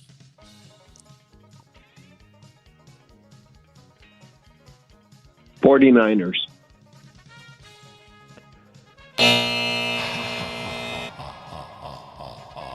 That's right. The San Francisco 49ers lost to the Seattle Seahawks 13-3. The Los Angeles Chargers lost to the Denver Broncos 19-3. The New York Jets lost to the Buffalo Bills 35-8. With Josh Allen not playing. I was listening Friday and Tausch's big bet for McCaffrey for MVP. I'm not going to say where I placed this bet, but after his performance in that game, I had forgot about how bad that was. I'm figuring I'm not going to get my 200 times or whatever it was. But it was worth it, Jeff. It was worth the risk, I felt. He has a big game. I do too. I think I'm telling you, that needle moves. But I was wrong. Right. It was worth a flyer. It was worth a flyer. Well, all right, and Jeff. I also didn't. I'm also not expecting to cash that either. On worse things. Yeah, it's fair. Amen. All right, let's bounce back. Question 3, Jeff, is this. A UW school won a football national championship. UW River Falls won the first Division III football national championship in program history on Sunday night by defeating which Division III powerhouse in Canton, Ohio? That's where they play the Amos Alonzo Stag Bowl now? I covered a couple of those, but I think they were in, like, Virginia somewhere. It was in Virginia Salem, for a while. Virginia. Yeah. They were in That's Virginia the for second a while. Salem reference today. They've moved around. Now they are in Canton, Ohio at the Hall of Fame Stadium. All right, here you go, Jeff. Which team did UW River Falls beat to win the Division III state or Division III national championship? Did they beat Mary Hardin Baylor, North Central College, or Mount Union? Well, you said powerhouse, and Mount Union's the only one that I can think of that's a powerhouse. So I'll say Mount Union. That's very tricky. They were a powerhouse. They have been a powerhouse. NIL got him. The national powerhouse. Mount Union's the SEC of Division III football. The NIL got him. It just means more. Yeah, it just means more. Jesse chose the word powerhouse. I don't know. What is North Central College's track record? Because that is the correct. I think they won the last 2. Yeah, they've won multiple national titles in a row. It was billed as a David versus Goliath. River Falls hadn't been to the playoffs in 29 years. North Central had won a couple of national titles, and they've been in it like every year for a handful of years now. But they're running that. They run this like crazy offense, right? River Falls revolutionary offense, and it worked. And one of my their quarterback's a stud. Their quarterback, what's his name, Jess? Caleb Blaha, more single-season total yards than Joe Burrow. NCAA record set last night. I'd love to have a quarterback that we could be announcing Blaha. How fun would that be? What a play by Blaha! Maybe he should enter the portal. We'll have to wait and see. I think he's out of eligibility. You say what you want. We're going Portal City, USA over here now. It is Portal City, USA. Indeed, you are exactly right. Jeff, the bad news for you, my friend, is you only got one right, which is not usually the case with you. Luckily, this is not part of our Tournament of Champions, which we have yet to seed, schedule, or plan. But you'll be in it. You got 2 entries into Friday's drawing, buddy. We appreciate you. Poor effort on my part. So, well, I agree. You guys going to be down at Rock? Yes. You guys going to be at Hard Rock again? I'm going to have to make a trip down there if you are. I would sure hope to certainly be. love that to be the case. Yes, indeed. We got to play some new bets. Some of them UU noodles. We don't have any other bets to cash anymore, so we got to go play some new ones. Yeah, we don't have to drive down to cash anything. Unbelievable. I still can't believe that think happened. Dolly Parton's coming. We're going to all go down there when she comes. We'll do a ceremonial burial for our bets tomorrow when you're back here in the studio, Old T. That seems appropriate tomorrow. All right, that is Wilde and Tausch Trivia presented by Cousin Subs and by Iron Jock. Whoa, Nelly. We have time for that today, too? Wow. That's what happens when you don't play to win the game. That's next. It's Wilde and Tausch. This is Wilde and Tausch, driven by Zimbrick Chevrolet in Sun Prairie on 100.5 ESPN. See their full inventory at ZimbrickChevrolet.com.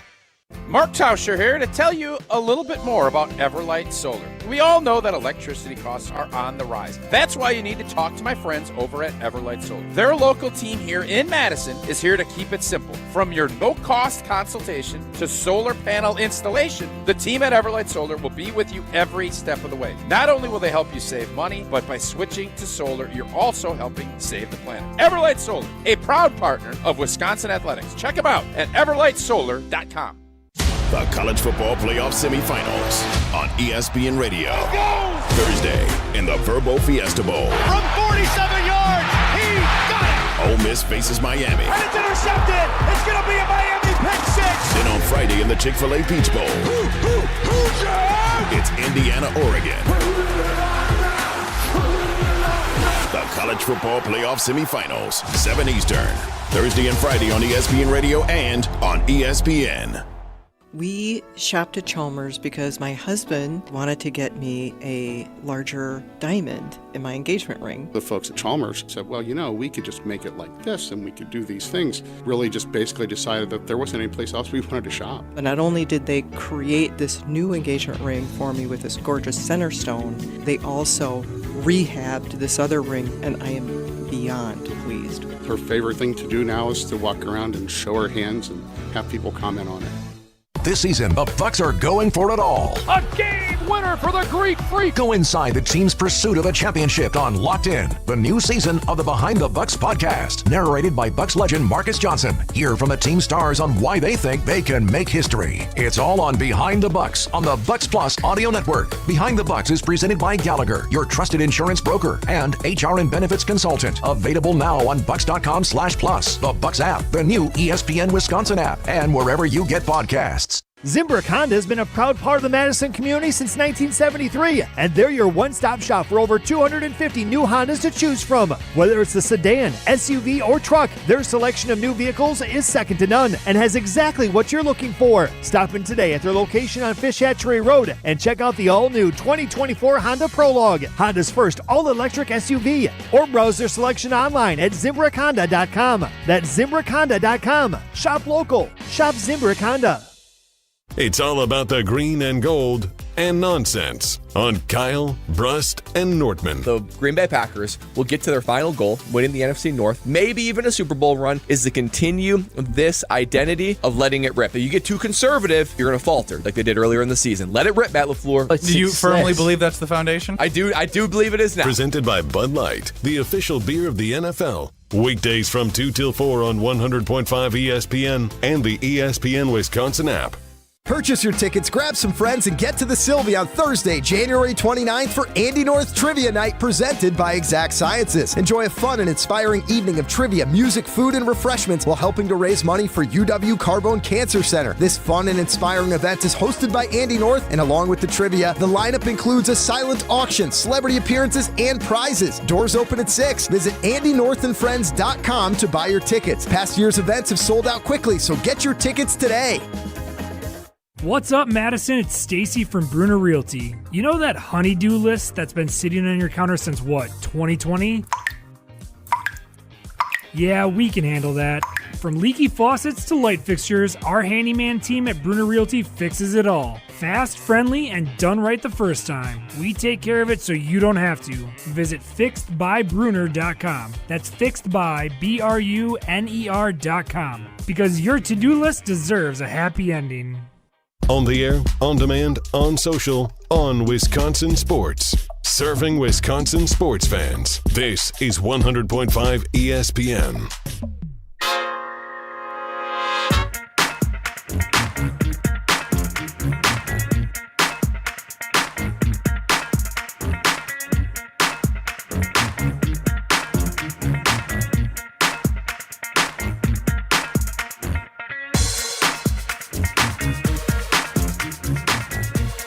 Barb and Jesse's parents will be happy because we have enough time on a Monday for an abbreviated Whoa Nelly. If the topic is good, the guys discuss. Just the other morning I had breakfast at Tracy Rocker's house. His mama brought out 15 flapjacks. He said, Mama, take back 5 of them flapjacks. I gotta stay hungry for the Crimson Tide. But if it's not, the show must go on. It's time for Whoa, Nelly! On Wilde and Tausch. Head coaching openings taking place around the National Football League. You mentioned some of them earlier, Jason. So, including a couple from the regular season, we've got the Tennessee Titans, the New York Giants, Atlanta Falcons, Cleveland Browns, Las Vegas Raiders. I think that's all of them. No. Oh, who am I missing? Arizona Cardinals fired their coach, too. Arizona Cardinals. Believe. Yeah, the Cardinals, if they haven't yet, they're going to. It's out there. So, 6 openings. Which job do you guys think of those is the most intriguing? If you're a head coaching candidate, like, I don't know, Packers defensive coordinator Jeff Hafley. Well, I think for Hafley, going to the Giants makes the most sense because you think you got a quarterback. You're from there. I think it all depends what you're looking for. If you're looking to, start from scratch, it would be the Raiders. The Raiders, you're going to get some runway there, and you're going to have an opportunity to start from the bottom, understanding where this is at. Because Pete Carroll signed a 3-year deal. I think he thought he could get a couple years, build this thing up, and then hopefully get better. They didn't. Titans, I'm not sure. If you believe in Cam Ward, great. If you don't, that's not a job you want. Cleveland, you're still paying a quarterback. Are you going to have to stick with Shador? I don't know if I want to go to Cleveland either. Arizona, you're starting from scratch. Atlanta, you're going to bank on a guy that blows his knee out every other year? I don't know. I would probably think not. So, if I'm Mike McCarthy, I want the Tennessee job. You're a quarterback whisperer. That's where I would think that's where you want. There's still going to be I think there's 1 or 2 very interesting potential job openings yet. Buffalo gets beat by Jacksonville. I think they need a clean sweep. If something happens, Harbaugh in Baltimore, I wouldn't be shocked if he leaves.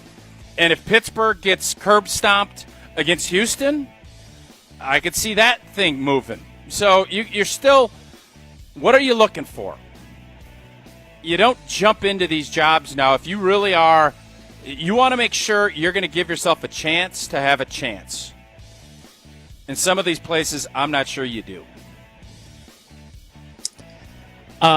Is it possible? You mentioned, obviously, Baltimore has had a ton of success. If John Harbaugh were to step away after many years as their head coach, that seems like a place where their success is baked into the cake. That'd be a good job, right? If you're Jeff Hafley, for example. But are the way you ran through those jobs, is there the chance that Jeff Hafley could do what Ben Johnson did a year ago, right? Ben Johnson, at the end of the previous, I guess 2 years ago, because he's coach of the season now, but he had opportunities to take jobs. And he stayed in Detroit for another year because he didn't really like any of the cultures and ownership situations. And it was smart. Look, and I got a couple of people on social media saying that Ben Johnson wasn't talking about the Packers. Okay, if you want to give him the benefit of the doubt, that is not a reach. Given what he has said about the Packers and Matt LaFleur previously, he was talking about the Packers. I'm not saying, look, if you're a Bears fan, I think he was more defending him. I think he was defending himself probably first, and then also true. You want to throw shade at Green Bay. I think that's yes. You can read into that and think no problem. Absolutely. So it's not a stretch to think that he's talking about Matt LaFleur there. But agreed. As much as however you feel about Ben Johnson did the smart thing. He was the hot coach. He didn't like any of the situations that were available to him. He spent another year in Detroit, had another great offensive season, and then he got the job that has fit him perfectly. And I believe that he is going to be the perfect guy for Caleb Williams, and Caleb Williams is continue to get better. He's going to get his completion percentage up, and they're going to have a bunch of success, and they're going to be dueling with the Packers moving forward. So he did the right decision And if Jeff Hafley is looking at what Tausch just outlined with those different teams, I'm not sure that you're not thinking about, you know what, maybe I sit this one out and have another really good defense next year when Micah Parsons is back and we go out there and I'm a hot candidate again and I've got better choices at my disposal. Mm-hmm. Yeah, I just going through that list, if he doesn't get or take the Giants job, I think he's back in Green Bay. Where's the shirt? I agree with Tausch. We will wrap up our lengthy conversation. That's on there, right? Tausch, slightly different. No, slightly similar, different. Yeah. In the ballpark. Similar, not quite the same. We'll wrap things up next. It's Wilde and Tausch.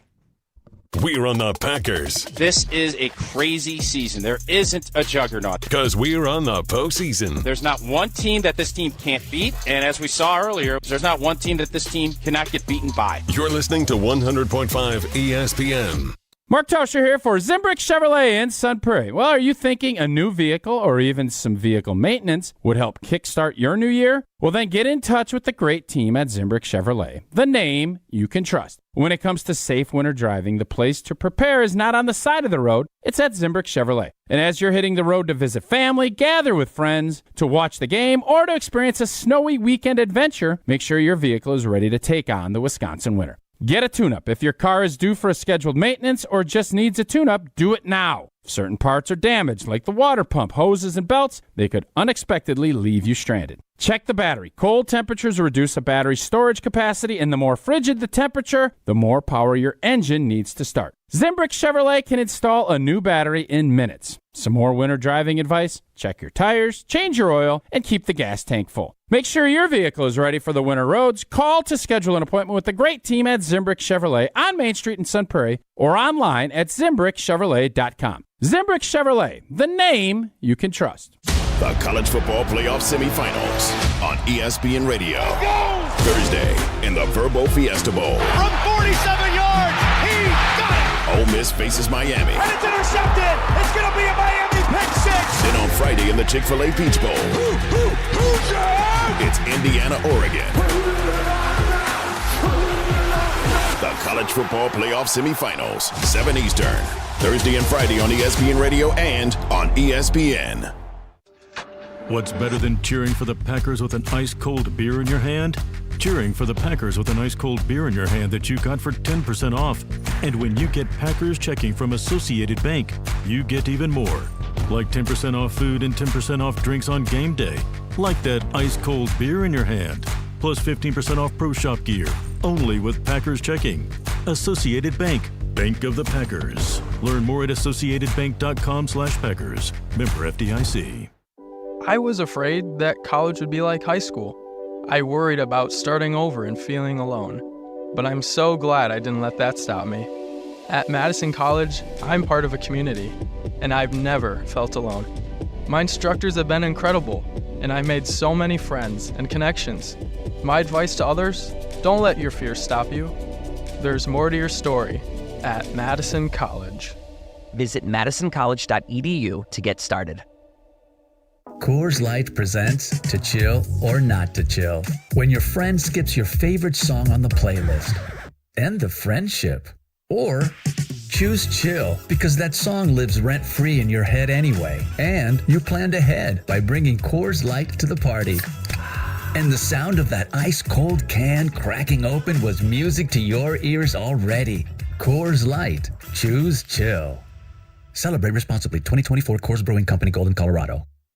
Badger fans, get ready to give back and chuck some pucks. Join Wisconsin Men's Hockey Friday, January 9th as the Badgers host Chuck a Puck, presented by BMO when they take on Alaska Anchorage at 7 p.m. Donate new or gently used recess equipment for the Boys and Girls Club of Dane County to earn your chance to throw a puck on the ice after the game and win prizes like a Wisconsin hockey jersey, signed sticks, or 2026-27 season tickets. Get your tickets to the game now and learn more at uwbadgers.com.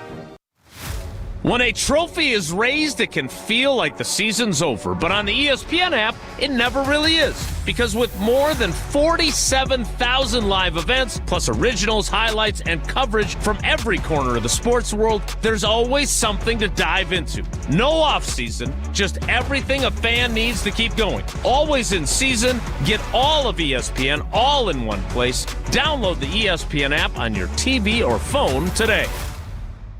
Your state, your teams, your ESPN. The ESPN Wisconsin app. Customizable just to you. Find the ESPN Wisconsin app in the Apple or Android app stores today.